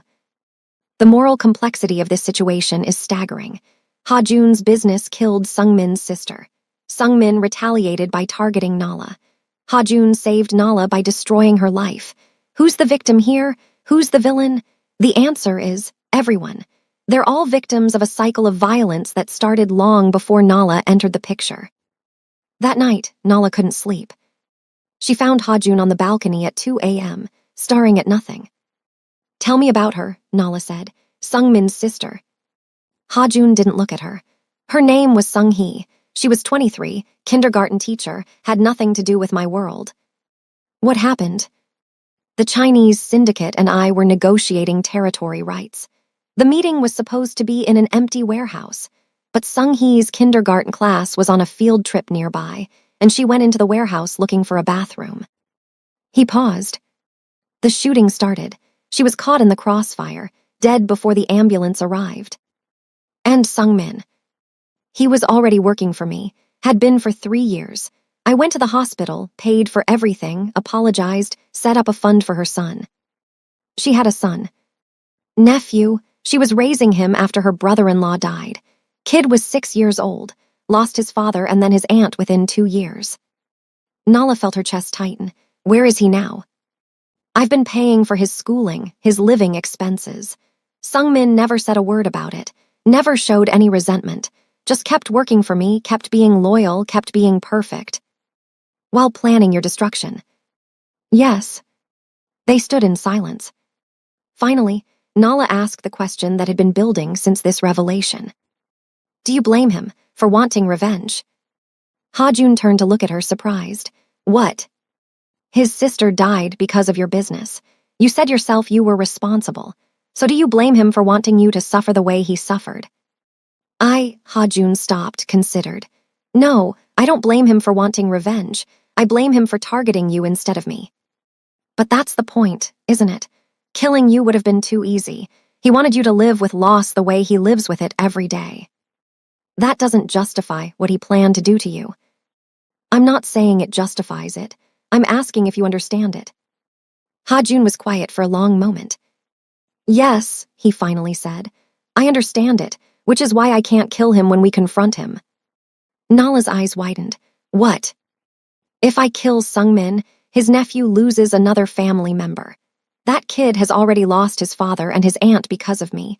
I won't make him lose his uncle too. So what, you just let Sungmin go, after everything he planned to do to me? No, I dismantle his network.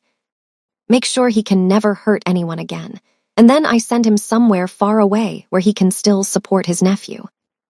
That's mercy he didn't show me. I know, but someone has to break the cycle. Ha-jun's voice was heavy. If I kill Sungmin, that kid grows up and comes after me in 20 years. Then I have to kill him and the violence never ends. Someone has to choose to stop. Nala stared at him. You're serious? Yes. You're going to show mercy to the man who commissioned my torture. Yes. Why? Because you were right.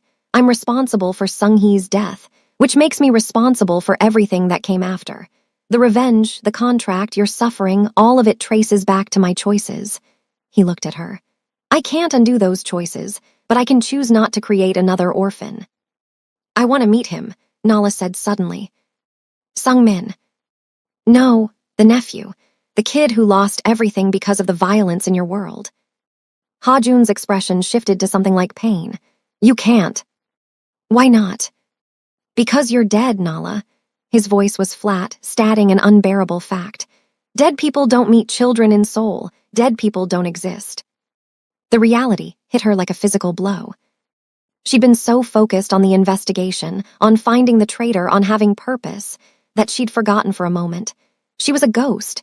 She couldn't go anywhere, couldn't meet anyone, couldn't exist in the world she used to inhabit. Right, she said quietly. Of course, I'm dead. Ha-Jun watched her process this, saw the moment it really sank in. I can show you pictures, he offered. Video of my visits, you can see who we're protecting. It's not the same. I know. Nala walked back inside, suddenly exhausted. So I just have to take your word for it. Trust that showing mercy to Sung-min is the right choice when I can't even verify the story for myself. Yes. Because I'm dead. Yes. She laughed bitterly. Do you know what the worst part of this is?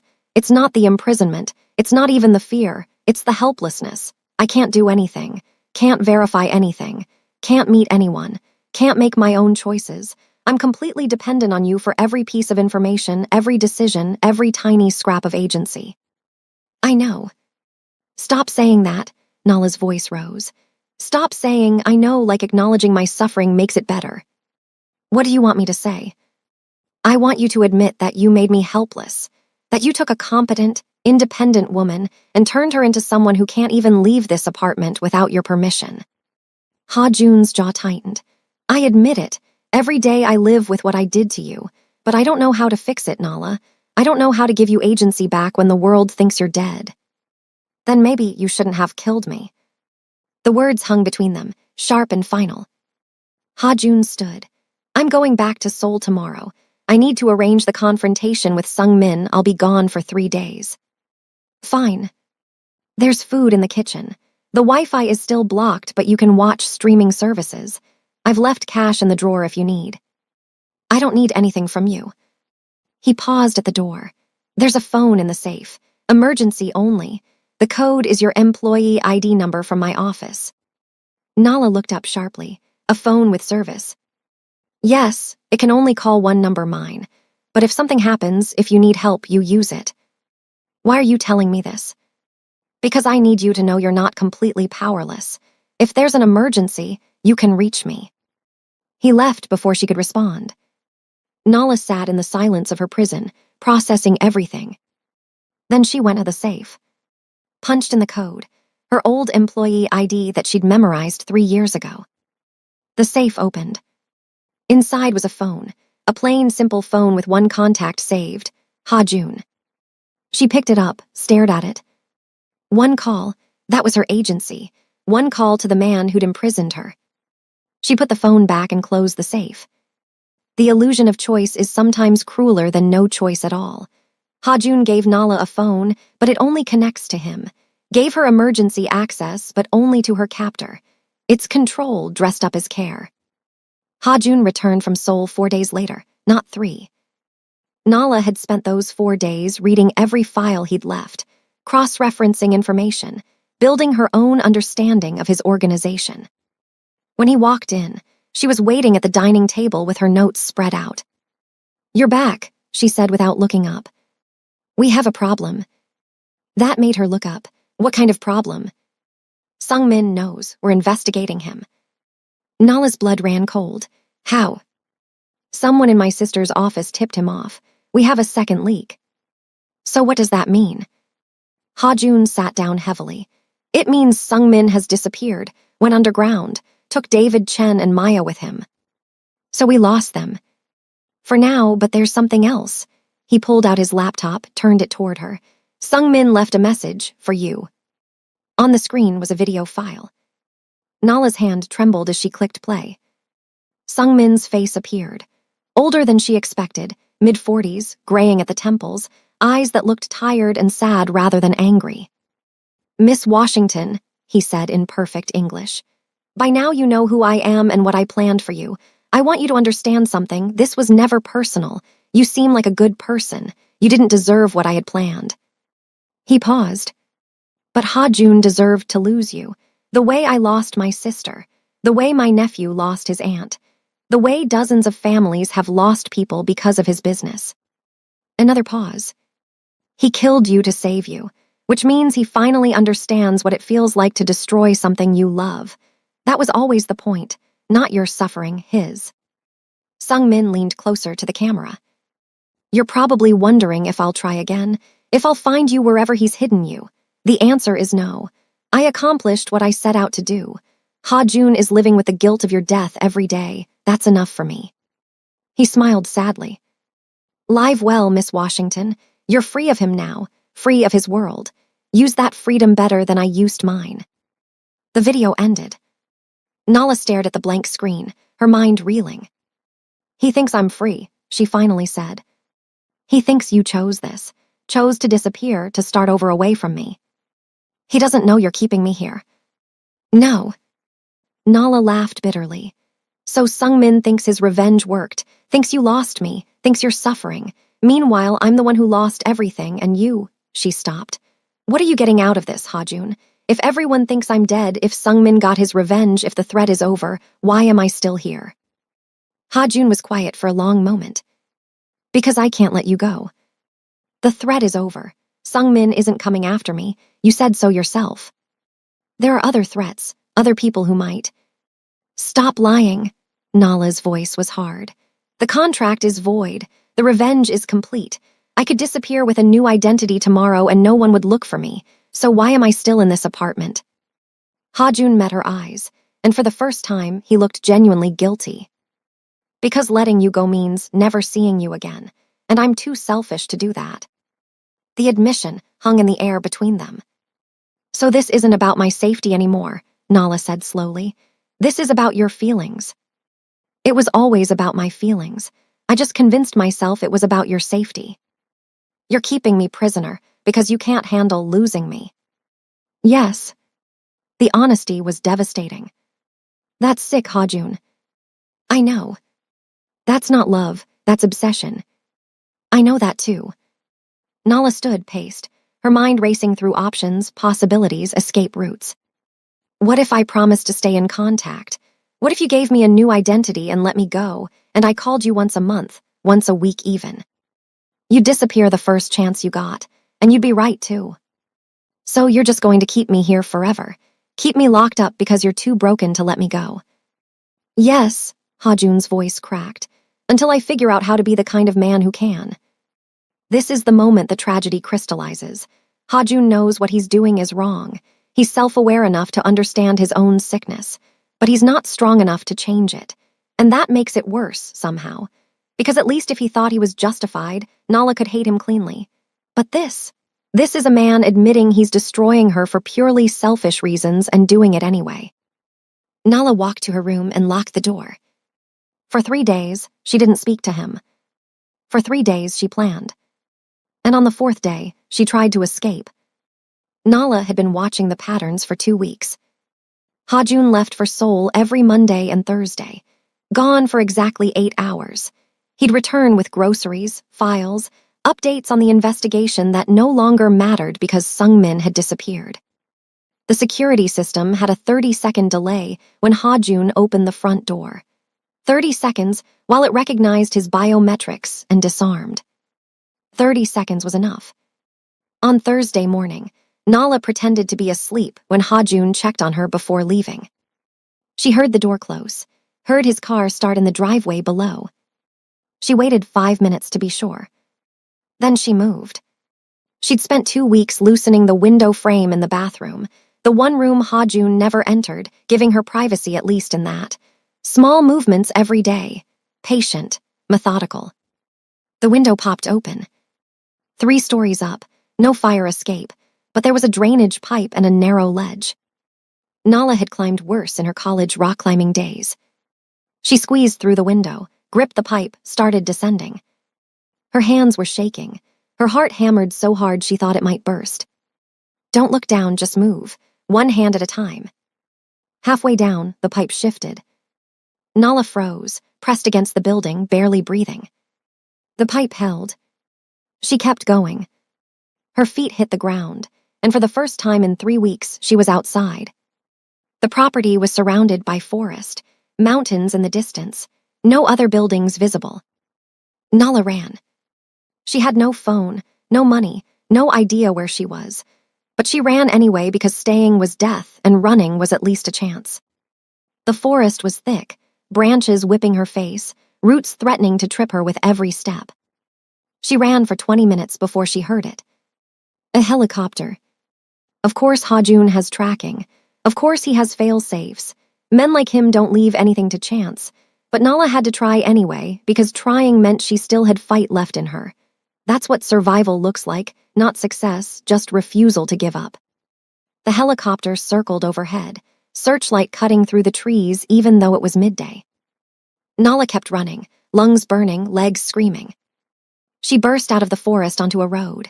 Empty, rural, nothing but mountains and trees in both directions. She chose left and ran. A black SUV appeared in the distance, heading toward her. Nala waved her arms frantically. "Help, please help me." The SUV slowed. The window rolled down. Hajun's face appeared. "Get in the car, Nala." "No," she backed away. "No, I'm not going back." "There's another car coming from the other direction. You have 30 seconds to get in this car willingly, or my men will put you in it by force. Your choice." Nala looked behind her. Another SUV was indeed approaching fast. She was trapped. She got in the car. They rode in silence for 10 minutes. Then Hajun spoke, his voice carefully controlled. "How did you get out?" "The bathroom window. The frame was tampered with." "Obviously. How long have you been planning this?" "Since the moment you admitted you're keeping me here for selfish reasons." Hajun's jaw tightened.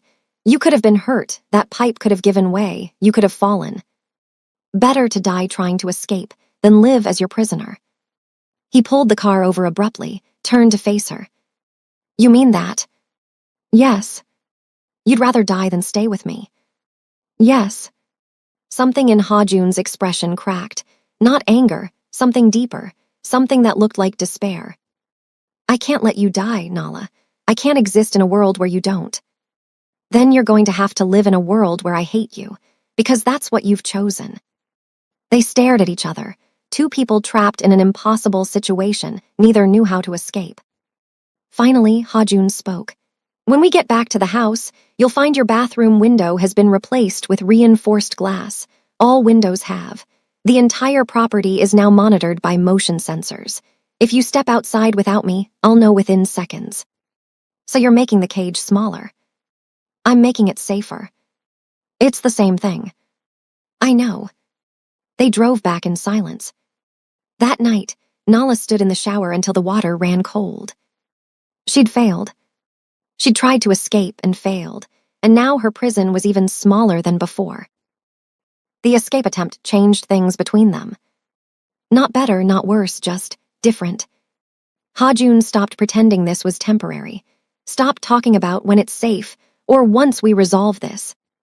Nala stopped pretending she was leaving. Stopped planning escapes she knew wouldn't work. They existed in a strange equilibrium. Two people trapped together, neither willing to name what they were becoming. "I'm going to Seoul tomorrow," Hajun said over dinner 3 months after the escape attempt. "Meeting with my sister. She has new intel on Sungmin's network." "Okay." "I'll be back by evening." "Okay." He paused. "You're very agreeable lately." "I'm tired of fighting." "That's not the same as accepting." Nala looked up from her plate. "No, it's not, but it's all I have left." This is what long-term captivity does. It doesn't make you accept your situation, it exhausts you until you stop resisting. And from the outside, that looks the same as acceptance. But internally, Nala is just surviving, one day at a time. That's not peace, that's just exhaustion winning. It happened on a Tuesday. Hajun had gone to Seoul for a meeting, due back at 6 p.m. Nala was reading in the living room when she heard it. Glass breaking from the back of the house. Her blood went cold. Someone was inside. She ran to the bedroom, grabbed the phone Hajun had left her, started dialing. The bedroom door burst open. 2 men, Asian, professional, moving with the precision of trained operatives. "Nala Washington," one said in English. "You're supposed to be dead." Her finger hit call on the phone. The man lunged. Nala threw the phone at him, ran for the bathroom, slammed the door, locked it. Stupid, she'd trapped herself. The door shook as they kicked it, once, twice. On the third kick, it splintered. Nala grabbed the only weapon she had, a heavy ceramic toilet tank lid. The first man came through the door. She swung.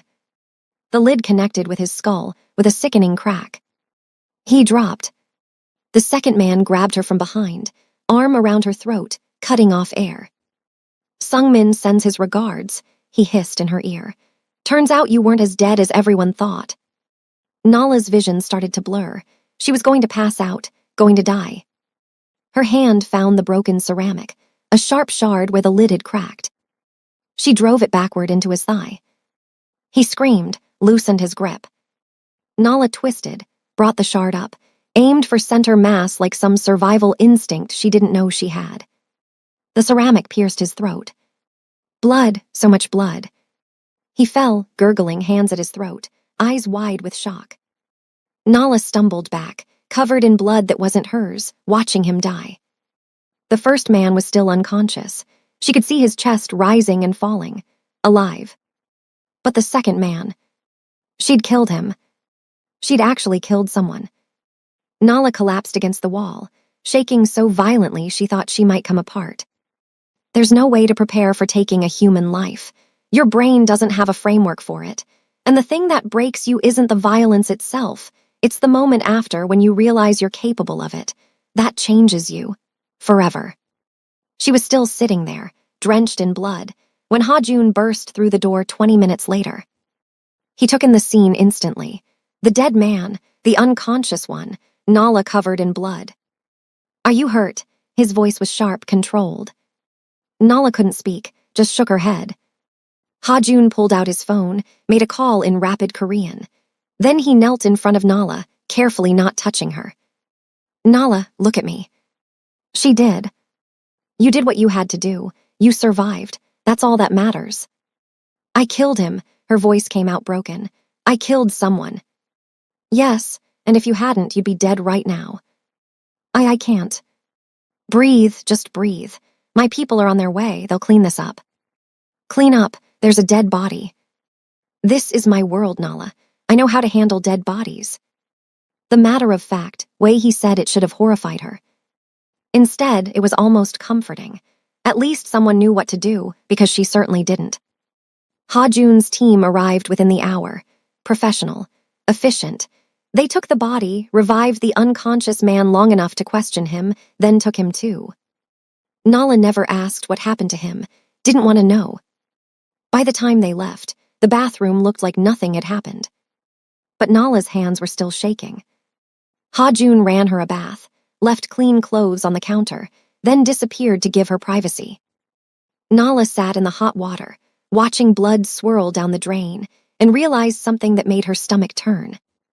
She could never go back. Even if Ha-jun gave her freedom tomorrow, even if the threats were eliminated, even if she could somehow return to her old life. She was a killer now. She'd crossed a line that couldn't be uncrossed. And her mother, her kind, gentle mother who'd raised her to believe in peace and nonviolence, could never know what she'd become. This is the moment Nala loses her last hope of returning to her old life, not because of Ha-jun, not because of circumstances, but because of what she did to survive. And that realization is its own form of death. She found Ha-jun in his office an hour later. How did they find me? She asked. He looked up from his laptop. Sungmin didn't disappear. He went underground to regroup, had people watching my properties. When I started visiting here regularly, they put it together. So this is your fault? Yes. And now what? They know I'm alive. They know where I am. They knew, past tense. The two men who came here were the last of Sungmin's network. At least, the last who knew about you. You're sure? My sister extracted that information from the man you knocked unconscious. Before he... Ha-jun paused. Before he stopped being able to provide information. Nala didn't ask for clarification. Didn't want it. So it's over. Finally over. The immediate threat is over. But Sungmin is still out there somewhere. and as long as he's alive. Then find him. Nala's voice was hard. Find him and end this, because I can't. Her voice cracked. I can't kill anyone else, Hajun, I can't. He stood, moved toward her, stopped when she held up a hand. I'll find him, he promised, whatever it takes. That night, Nala couldn't sleep. Every time she closed her eyes, she saw the man's face. The shock in his eyes as the ceramic shard entered his throat. The blood. At 2 a.m., she gave up trying. Found Hajun on the balcony. Can't sleep either, she asked. Rarely do anymore. She sat beside him. Not close, but closer than she'd allowed herself in months. I keep seeing it, she said quietly. His face, the moment he realized he was dying. That never goes away.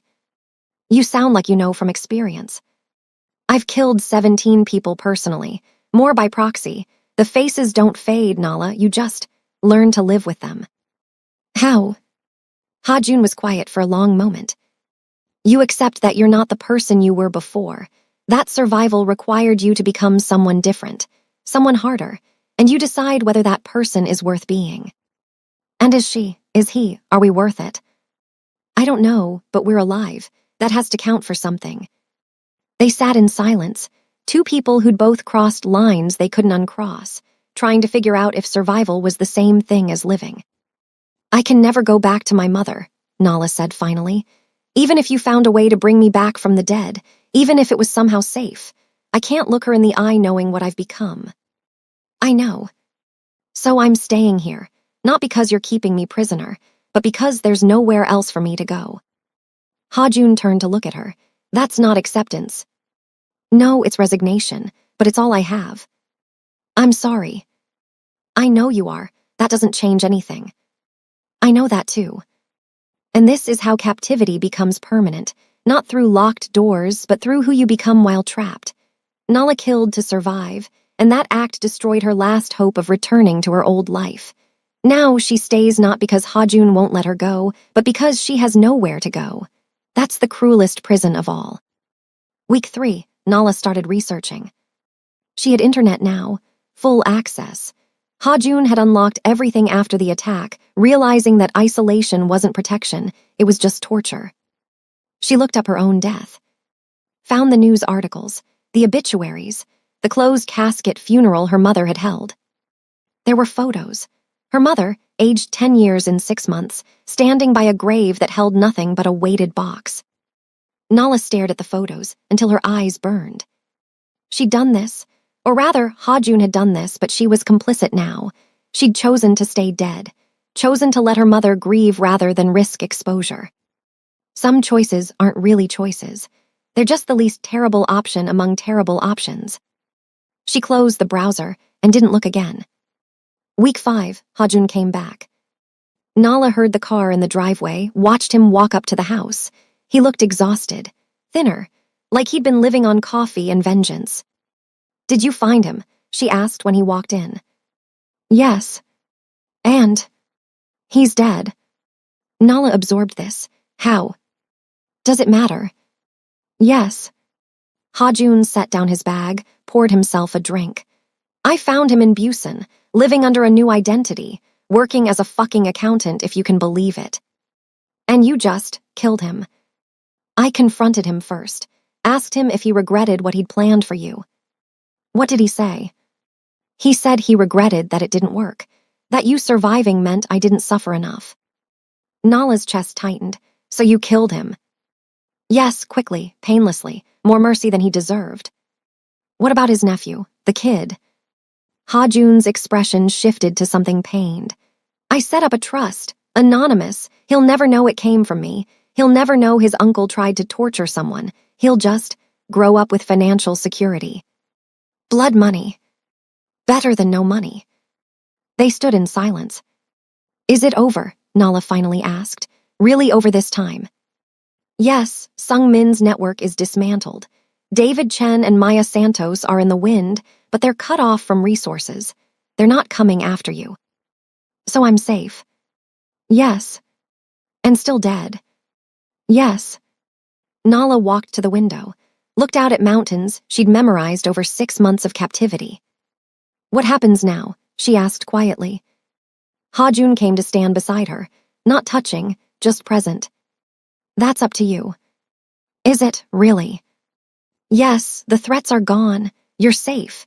If you want to leave, if you want me to set you up somewhere far from here with a new identity and enough money to start over, I'll do it. I'll let you go. Nala turned to look at him. You mean that? Yes. Why now? Why not before? Because before I was too selfish, too broken, too terrified of losing you. He met her eyes. But I've spent 5 weeks hunting the man who wanted to hurt you, and I realized something. Keeping you trapped here, watching you suffer, watching you become someone you never wanted to be, that's hurting you too. Maybe not the same way Sungmin wanted to hurt you, but it's still damage, and I can't keep doing it. This is what growth looks like in someone as damaged as Ha-jun. Not suddenly becoming healthy, not magically fixing himself, just recognizing that his love is causing harm and choosing to stop.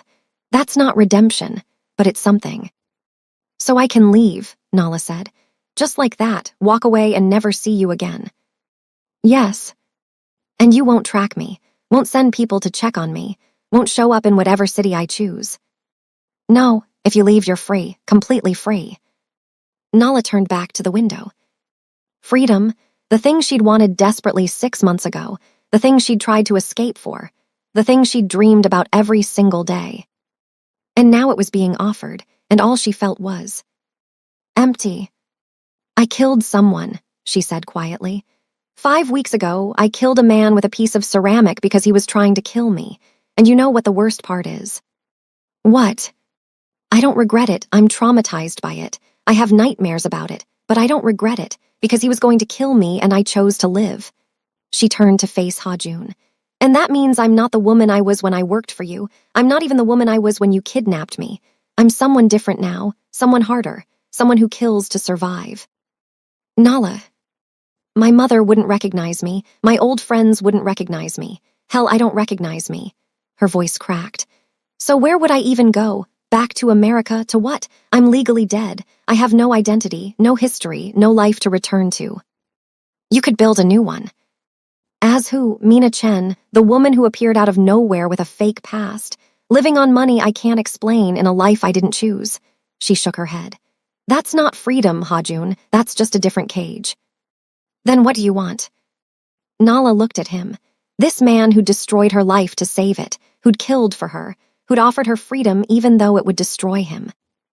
I don't know, she admitted, but I know I can't go back to who I was, and I know I'm too tired to build something entirely new, so maybe I just stay, not because you're keeping me here, but because there's nowhere else for me to go.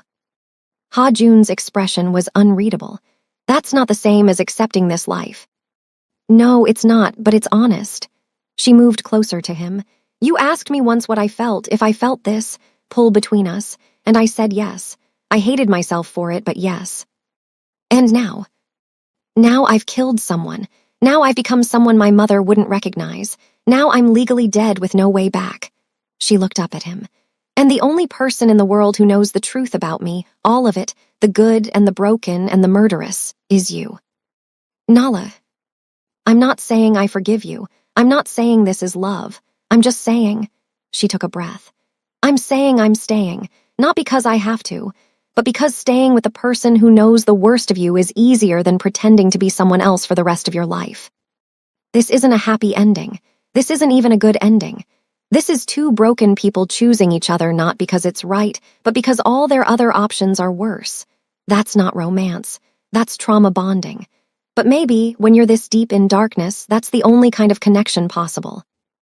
Ha-jun studied her face for a long moment. If you stay, things can't be like they were. I can't keep you locked in this house. I can't keep monitoring your every move. Then what can it be? Partners, equals. You help me transition the business fully legitimate. You're good at that, seeing the patterns, finding the problems. And I try to give you the closest thing to normal life we can manage. Normal life while I'm legally dead. Yes. That's impossible. Most things worth having are. Nala laughed bitterly. Is this worth having, this fucked up situation we're in? I don't know, but it's what we have. That's the saddest pitch I've ever heard. It's honest. And maybe that was enough. Maybe, after 6 months of lies and manipulation and impossible choices, honesty was the most they could offer each other. Okay, Nala said finally. I'll stay, but we set ground rules, real ones. Agreed. First, separate bedrooms, I'm not ready for. Whatever this is to become physical. Understood. Second, I have full access to everything. Your finances, your business, your operations. No more secrets. Done. Third, if I ever change my mind, if I wake up one day and can't do this anymore, you let me go. No arguments, no guilt trips, you just let me go. Hajun hesitated on that one. Then, okay, but you have to promise me the same thing. If you can't do this anymore, you tell me. You don't just disappear one day. You tell me and we figure out the exit strategy together. Deal. They shook hands like they were sealing a business contract, which, in a way, they were. A contract to survive together in the aftermath of choices neither of them could undo. The first 3 months were the hardest. Nala and Hajun lived in the same house like polite strangers. Separate bedrooms, separate routines, carefully choreographed avoidance. Good morning, one would say. Morning, the other would reply. And that would be the extent of their interaction until dinner, which they ate in silence more often than not. But slowly, painfully slowly, things shifted. It started with work. Hajun had meant what he said about going legitimate. He brought Nala his entire operation, laid it bare, asked her to help him find the path from criminal enterprise to legal business. This is a mess, Nala said, looking at the financial records spread across the dining table. I know. Half of these revenue streams are untraceable. A quarter are definitely illegal. And the rest exist in gray areas that will get you investigated the moment anyone looks too closely. Can it be fixed? Nala studied the documents for a long moment. Yes, but it'll take years, and you'll lose about 60% of your current income. I don't care about the money. Liar, everyone cares about money. I care about money, Hajun corrected. I just care about not going to prison more. Nala almost smiled. Okay, then we start here.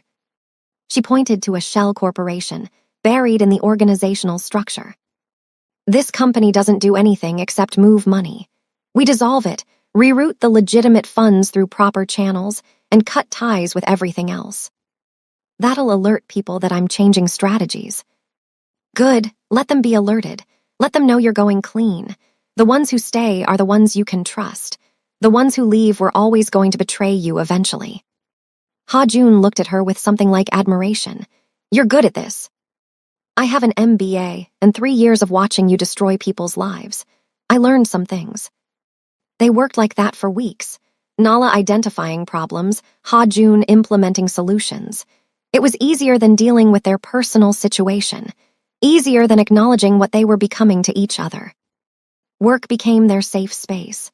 The place where they could interact without confronting the impossibility of their situation. It's easier to fix a corrupt business empire than to fix 2 broken people. So they focused on what they could control and ignored what they couldn't. 3 months in, Hajun made dinner. Real dinner, not takeout, not something delivered by staff. He actually cooked. Nala walked into the kitchen to find him at the stove, looking mildly panicked. What are you doing? She asked. Attempting jjigae, my mother's recipe, emphasis on attempting. You cook. I used to, before I became the kind of person who had people to do everything for me. He stirred the pot, thought maybe it was time to remember how. Nala sat at the kitchen counter, watching him move around the space with surprising competence. Why now? Because we've been living like roommates who tolerate each other, and I thought, maybe we could try being people who actually coexist. That's a low bar. It's an honest one. The jjigae was actually good. Not great, but good.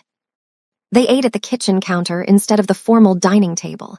It felt less like a negotiation and more like normal. Thank you, Nala said when they finished. For cooking, for trying. Thank you for staying. I didn't really have a choice. You did. You chose this over the alternatives. That counts. They cleaned up together, in companionable silence. And something shifted, not dramatically, not into love or forgiveness. Just into less loneliness. I found a therapist, Ha-jun announced one morning over coffee. Nala looked up, surprised. You actually did it. You made it a condition of you staying. I'm keeping my word. How does that work? Do they know about everything? She knows I have a complicated past and that I'm trying to transition to a different life. She doesn't need to know specifics. And me, does she know about me? Ha-jun hesitated. She knows I'm in a complicated relationship with someone who's been through trauma. She doesn't know you're legally dead. So more lies. Strategic omissions. That's the same thing. In my world, there's a difference. Nala sipped her coffee. Is it helping, the therapy? I don't know yet. She says I have severe attachment disorder stemming from childhood abandonment and compounded by years of operating in high-stress, morally compromised environments. That's a fancy way of saying you're fucked up. Essentially, yes. Did she say anything about kidnapping people you love? Ha-jun's expression tightened. She said that control becomes survival mechanism when you've lost everything that mattered before. That people who have experienced profound loss sometimes try to prevent future loss through any means necessary, even destructive ones. So she's giving you psychological justification for destroying my life. No, she's giving me framework to understand why I did it. That's not the same as justification. He looked at Nala. She also said I need to stop seeing you as something I saved and start seeing you as someone I harmed, even if the harm prevented worse harm. Nala was quiet for a moment. She's right. I know. Are you actually going to do it? Change how you see this? I'm trying. That's all I can promise. Therapy doesn't fix people overnight. It doesn't magically make abusers stop being abusive or give victims closure. But it's a start. It's someone acknowledging that they're broken and just attempting to be less broken. That's not redemption, but it's movement. Nala stood up. I want to see a therapist too. Ha-jun looked surprised. Okay, I'll find someone. No, I'll find someone. Online therapy. Someone who doesn't know you, doesn't know your world, doesn't know anything except what I tell them. What will you tell them? That I'm a dead woman trying to figure out how to live anyway. She walked away before he could respond. Nala's 30th birthday fell on a Tuesday. She didn't mention it, didn't expect Ha-jun to know or care. But when she woke up, there was a package outside her bedroom door. Inside, a photo album. Not just any photo album, her life before. Pictures from her childhood, her college graduation, her first day at various jobs. Pictures she thought were lost when Ha-jun faked her death. And a note, I had my sister recover these from your old apartment before it was cleared out. You shouldn't have to forget who you were just because of who you've become. Nala sat on her bed, flipping through the album, and cried for the first time since killing that man 6 months ago. Not sad tears, not exactly happy tears either. Just release. She found Ha-jun in his office. Thank you, she said from the doorway, for the album. He looked up. You remembered your birthday. You remembered my birthday. I remember everything about you. That's part of the problem. Nala walked in, sat down across from him. Why did you really give me this?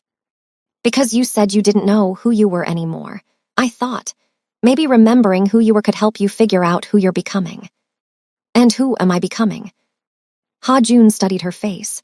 I don't know, but I want to find out. That evening, Ha-jun made dinner again. Jollof rice, her mother's recipe that he'd somehow learned years ago.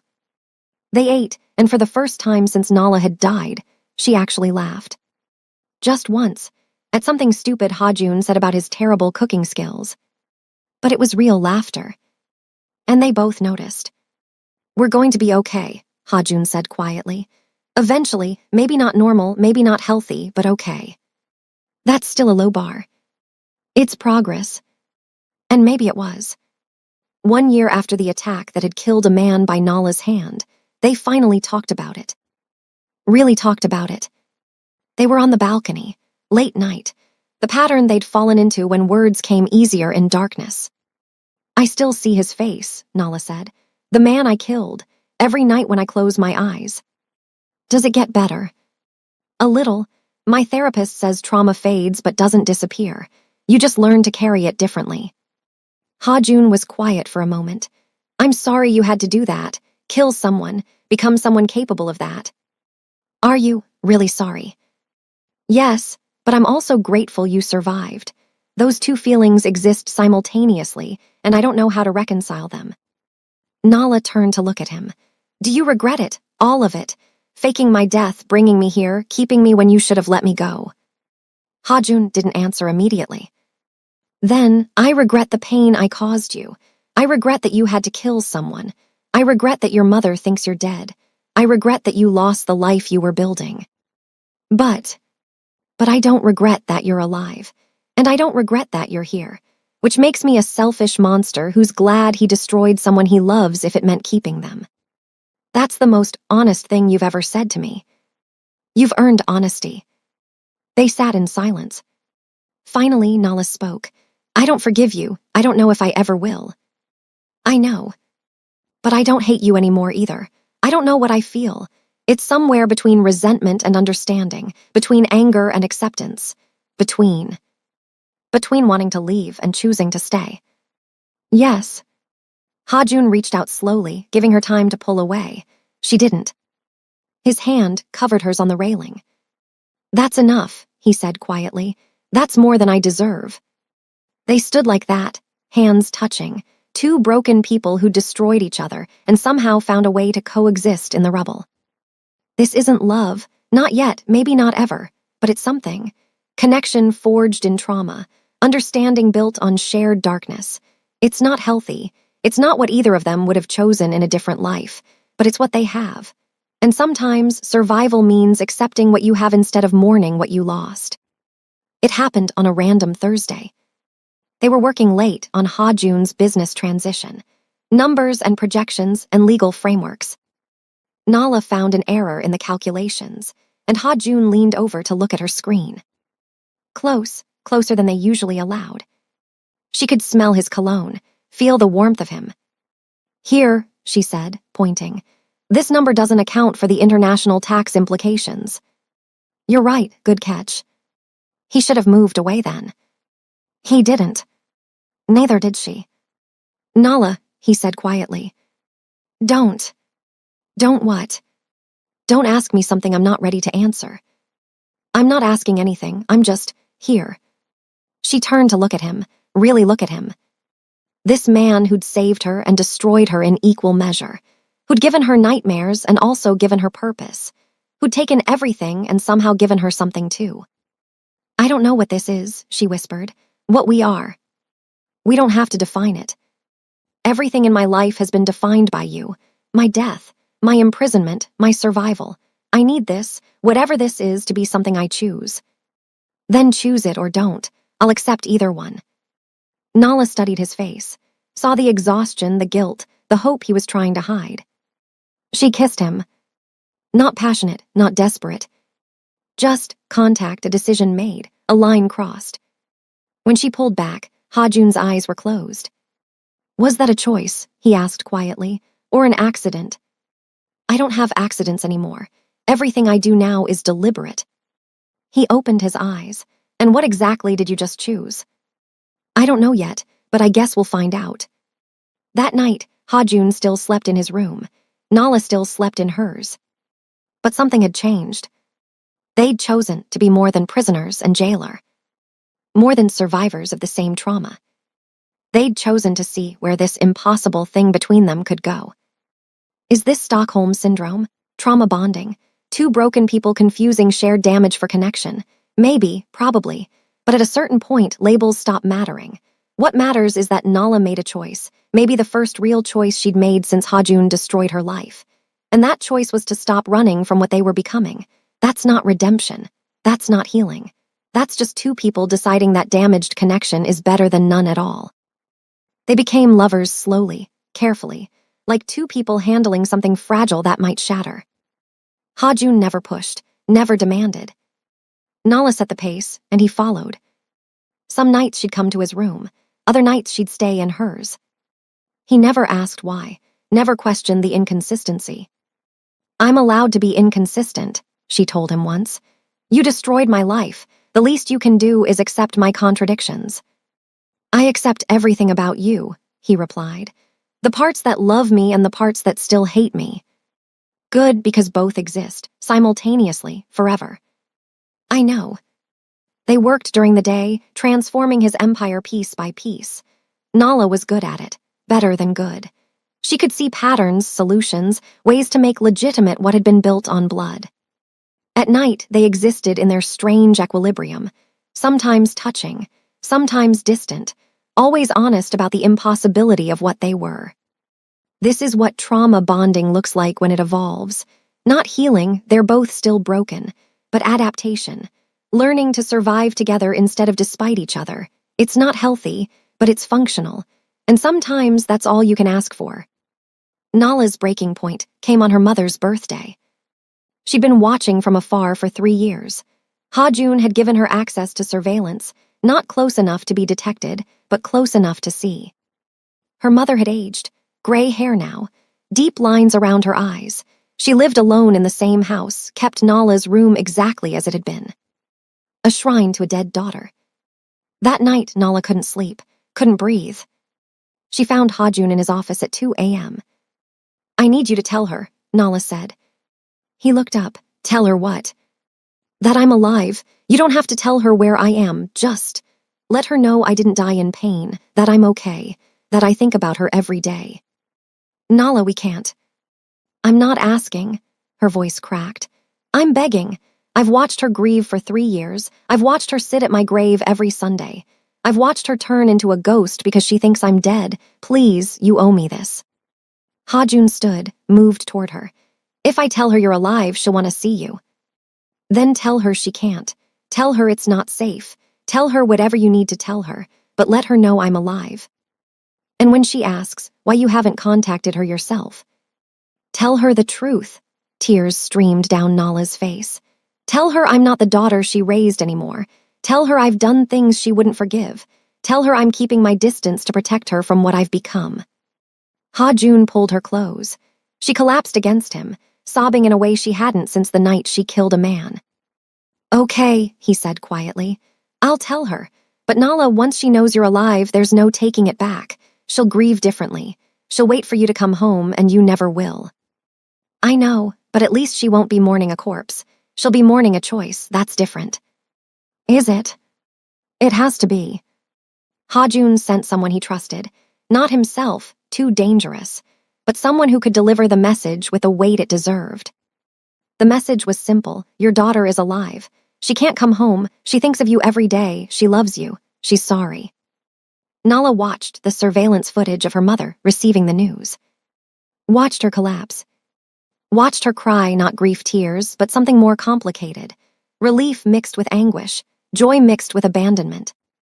She's asking where you are, Ha-Jun said, standing behind Nala as they watched the screen. Demanding to see you. Tell her no. She's your mother. And I'm a killer who's sleeping with the man who faked my death. What exactly am I supposed to say to her?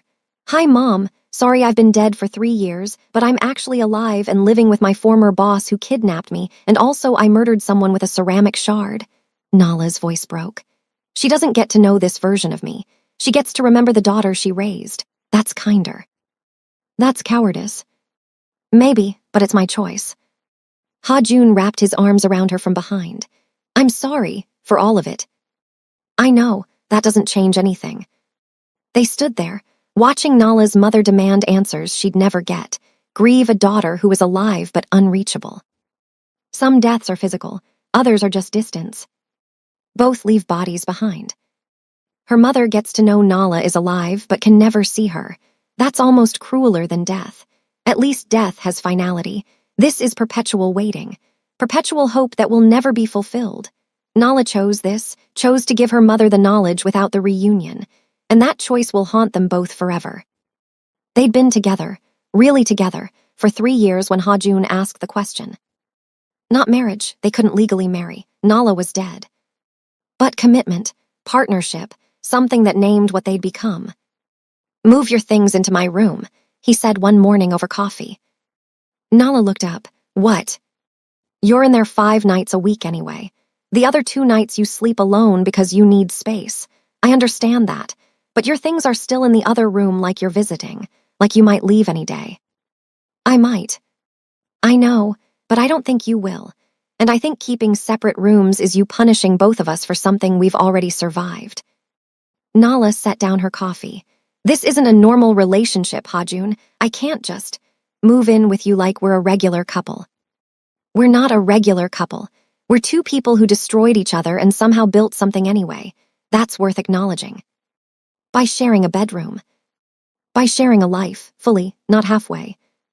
Nala studied his face. If I do this, if I move my things, share your space, commit to this fucked up situation, you can't ever ask me to forgive you. You can't ever expect me to say what you did was okay. I'll never ask that. And you can't expect me to be grateful, can't expect me to perform happiness. I only expect you to be honest. Even when honest means telling you I still resent you. Especially then. Nala stood, walked to the window, looked out at mountains she now knew by name. 5 years. She'd been here 5 years. 5 years of captivity that had somehow transformed into something else. Not freedom, but partnership, understanding, a life built on rubble. Okay, she said finally. I'll move my things, but I keep the other room for when I need space. Deal. That night, they shared a bed as permanent roommates instead of temporary visitors. And it felt like crossing another line they couldn't uncross. But they'd crossed so many already. What was one more? Nala's mother died on a Tuesday. Heart attack, quick, she didn't suffer. Hajun delivered the news as gently as possible. Nala heard the words but couldn't process them. She's gone, she repeated numbly. Yes. She died thinking I was alive somewhere, waiting for me to come home. Yes. She waited 7 years for a reunion that was never going to happen. Hajun didn't respond. There was nothing to say. Nala stood, walked to their bedroom, closed the door. She didn't come out for 2 days. When she finally emerged, her eyes were empty. I need you to know something, she said to Hajun. What? I'll never forgive you. For the rest of my life, for the rest of this fucked up relationship we have, I will never forgive you for making me choose between my safety and my mother, for making me stay dead while she was alive. I know. She died waiting for me, that's on both of us, but mostly you. I know. And I'm staying anyway, because leaving now doesn't bring her back, it just makes her death meaningless. Hajun moved toward her slowly. I'm sorry for everything I've taken from you. Stop saying you're sorry, it doesn't fix anything. Then what can I say? Nothing, there's nothing left to say. She let him hold her while she didn't cry, couldn't cry, had cried herself empty over 2 days. They stood in silence, two people bound by choices that had killed parts of both of them. Her mother died waiting. That's the cost of Nala's survival. That's the price of the life she chose. And there's no redemption from that, no forgiveness, just the weight of it carried forever. 10 years after her death, Nala Washington. Now just Nala, no last name, no identity beyond what she'd built with Hajun, stood on their balcony. A different house now, one they'd chosen together, remote, beautiful, theirs. Hajun came up behind her, wrapped his arms around her waist. What are you thinking? He asked. That I don't remember who I was before you. Is that good or bad? I don't know, both maybe. She turned in his arms, looked up at him, gray in his hair now, lines around his eyes. They'd grown older together in this impossible life. Do you love me? She asked. Yes, desperately, completely. Even though I'll never forgive you. Especially because of that, because you're honest enough to stay without lying about what it cost. Nala rested her head against his chest. I think I love you too, in the most fucked up, complicated way possible. I love you and I resent you, and I can't imagine my life without you even though you destroyed the life I had. That's the most romantic thing you've ever said to me. It's the only romance we're capable of. Nala found out she was pregnant on a Wednesday morning. She stared at the test for 20 minutes, her mind blank with shock. A baby. She was carrying a baby in this life, this impossible, damaged life. When she told Hajun, he went pale. Are you sure? 3 tests, all positive. What do you want to do? That was the question, wasn't it? What did she want? I don't know, Nala said honestly. I don't know how to bring a child into this, into us, into a life where I'm legally dead and you. We don't have to. If you don't want this, I'll support whatever you choose. Nala looked at him. Do you want it? Ha-jun was quiet for a long moment. I want whatever you want, but if you're asking if the idea of our child, terrifies and amazes me in equal measure, yes. That's not an answer. It's the only honest one I have. Nala sat down heavily. A child means doctors, hospitals, records. How do we even do that when I don't legally exist? We figure it out. We figured out everything else. Everything else didn't involve an innocent life. No, it involved yours, and we survived that. Bringing a child into a situation this broken seems impossible. But then again, everything about Nala and Ha-jun's life was impossible. Maybe impossible is just what they do. She kept the baby. They hired a private doctor, someone Ha-jun trusted, someone who asked no questions about Nala's lack of legal identity. 9 months later, on a spring morning, Nala gave birth to a son. They named him James, after no one, a name that was just his own. James grew up in the mountains, in a house with 2 parents who loved him fiercely and complicated. He learned 3 languages before he was 5, learned to read people the way his mother did, learned strategy the way his father did. But mostly, he learned that his family was different. Why don't I go to school? He asked at 6. Because we teach you better than any school could, Nala replied. Why don't I have friends? Because we live far from the city, but you'll have friends when you're older. Why doesn't Mommy have a last name? That one was harder. Because sometimes people choose to leave their old names behind, Ha-jun said carefully. Your mother chose to be just Nala, that's enough. James accepted these answers because children do, because they don't know yet that abnormal isn't normal. But Nala saw the questions forming, saw her son starting to understand that their life wasn't like other lives. We need to tell him something, she said to Ha-jun when James was 8. Some version of the truth, before he figures it out himself. What version? That I disappeared from my old life, that his father helped me start over, that we built this life together and it's complicated but it's real. And when he asks why you disappeared, we tell him the truth, that I was in danger, that his father saved me. We just leave out the parts about kidnapping and fake deaths and murder. That's a lot to leave out. He's 8. He doesn't need the full darkness yet. So they told James a sanitized version. His mother had been in danger. His father had protected her. They'd fallen in love in complicated circumstances. James listened with his 2 old eyes and said, So we're in hiding. We're in safety, Nala corrected. That's the same thing. Yes, she admitted. I suppose it is. James was 15 when he first asked to leave. I want to see the world, he said. Real cities, real people, not just this mountain and the occasional trip to Shanghai. It's not safe, Ha-jun said automatically. Nothing is ever safe. You taught me that. James looked at his father.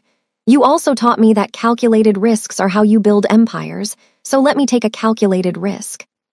Nala almost smiled despite herself.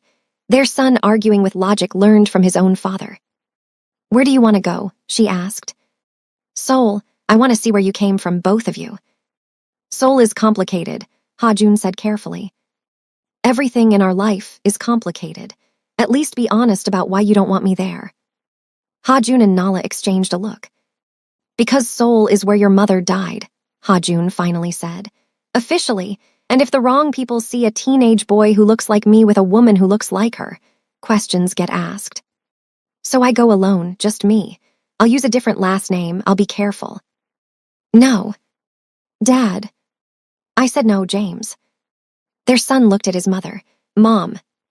Nala saw herself in his eyes, the need for freedom, the desperation to see beyond the cage, even a comfortable one. Let him go, she said quietly. Nala. He's right. We can't keep him here forever. He needs to see the world before he decides if this life is the one he wants. He's 15.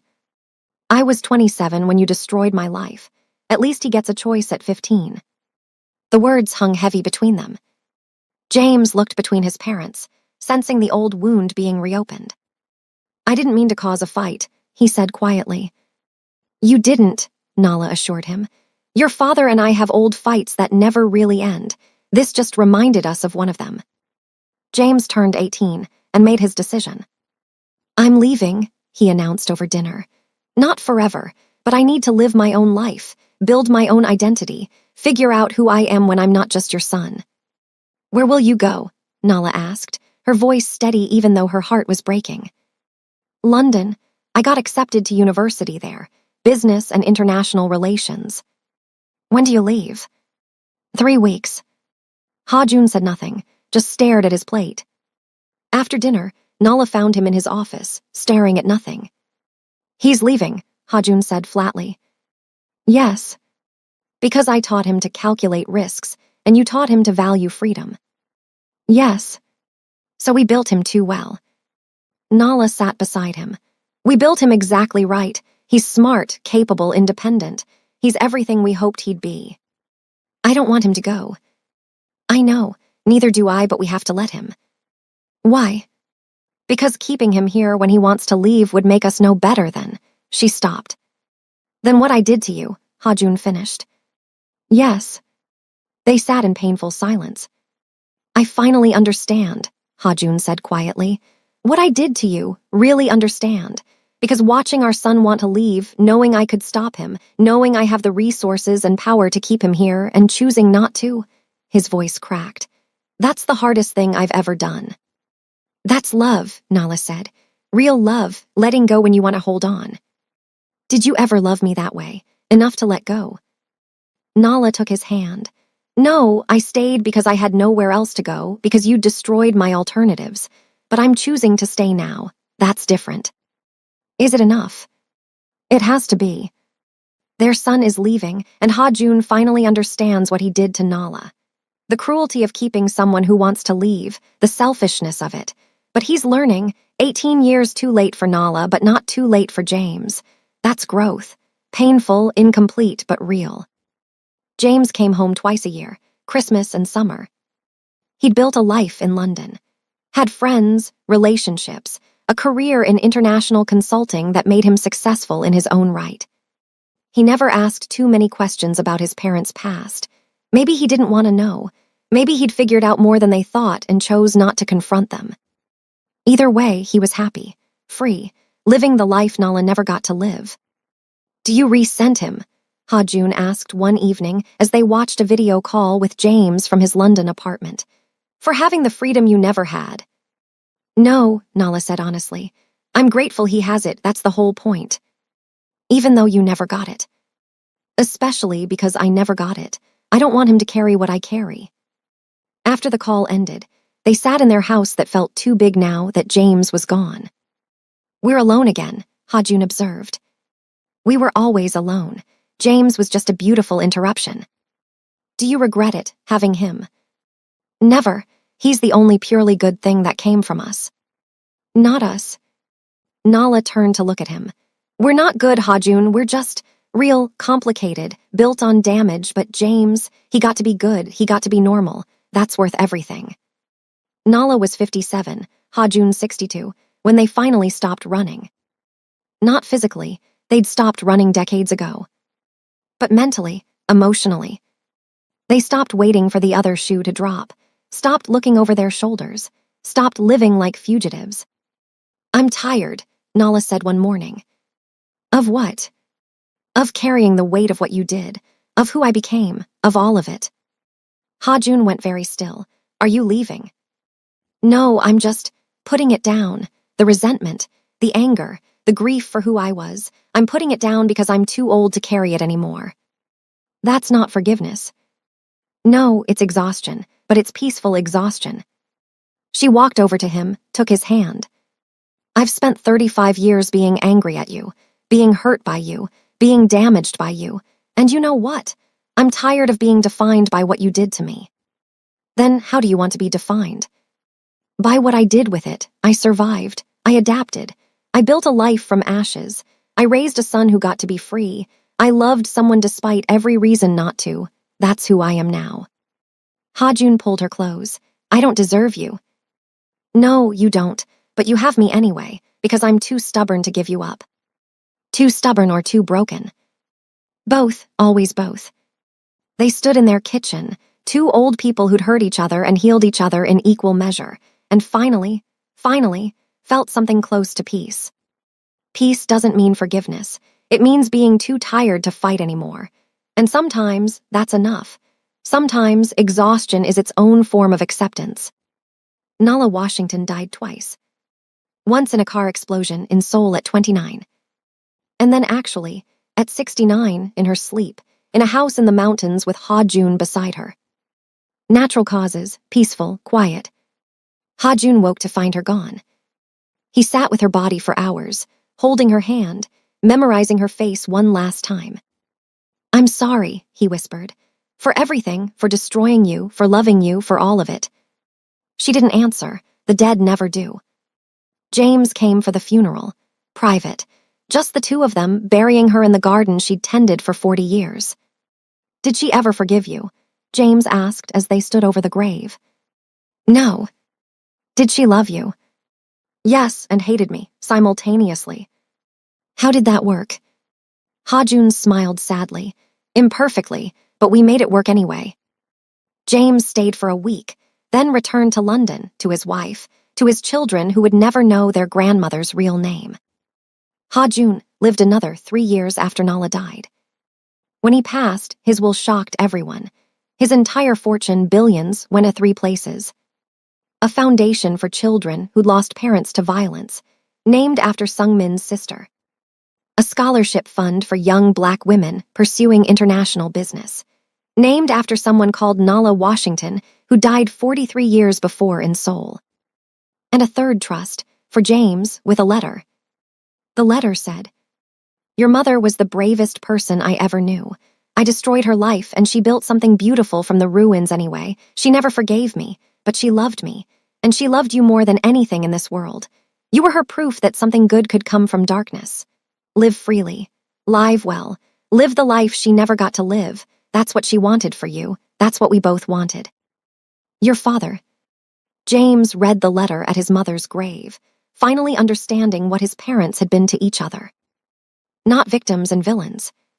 Just 2 broken people who'd survived together when they couldn't survive apart. So this is where their story ends, not with redemption, not with forgiveness, just with 2 people who lived an entire lifetime together despite every reason not to. Nala never forgave Ha-jun, but she built a life with him anyway, raised a son with him, grew old with him, and maybe that's more powerful than forgiveness. Maybe choosing someone every day, even while resenting them, is its own form of love, imperfect, damaged, built on trauma, but real. If you stayed until the end, thank you. Drop a comment and tell me, do you think Nala made the right choice staying? Do you think Ha-jun ever truly changed? Do you think their son will ever fully understand what his parents were to each other? Because honestly, I'm not sure anyone can fully understand a love this complicated. And maybe that's the point.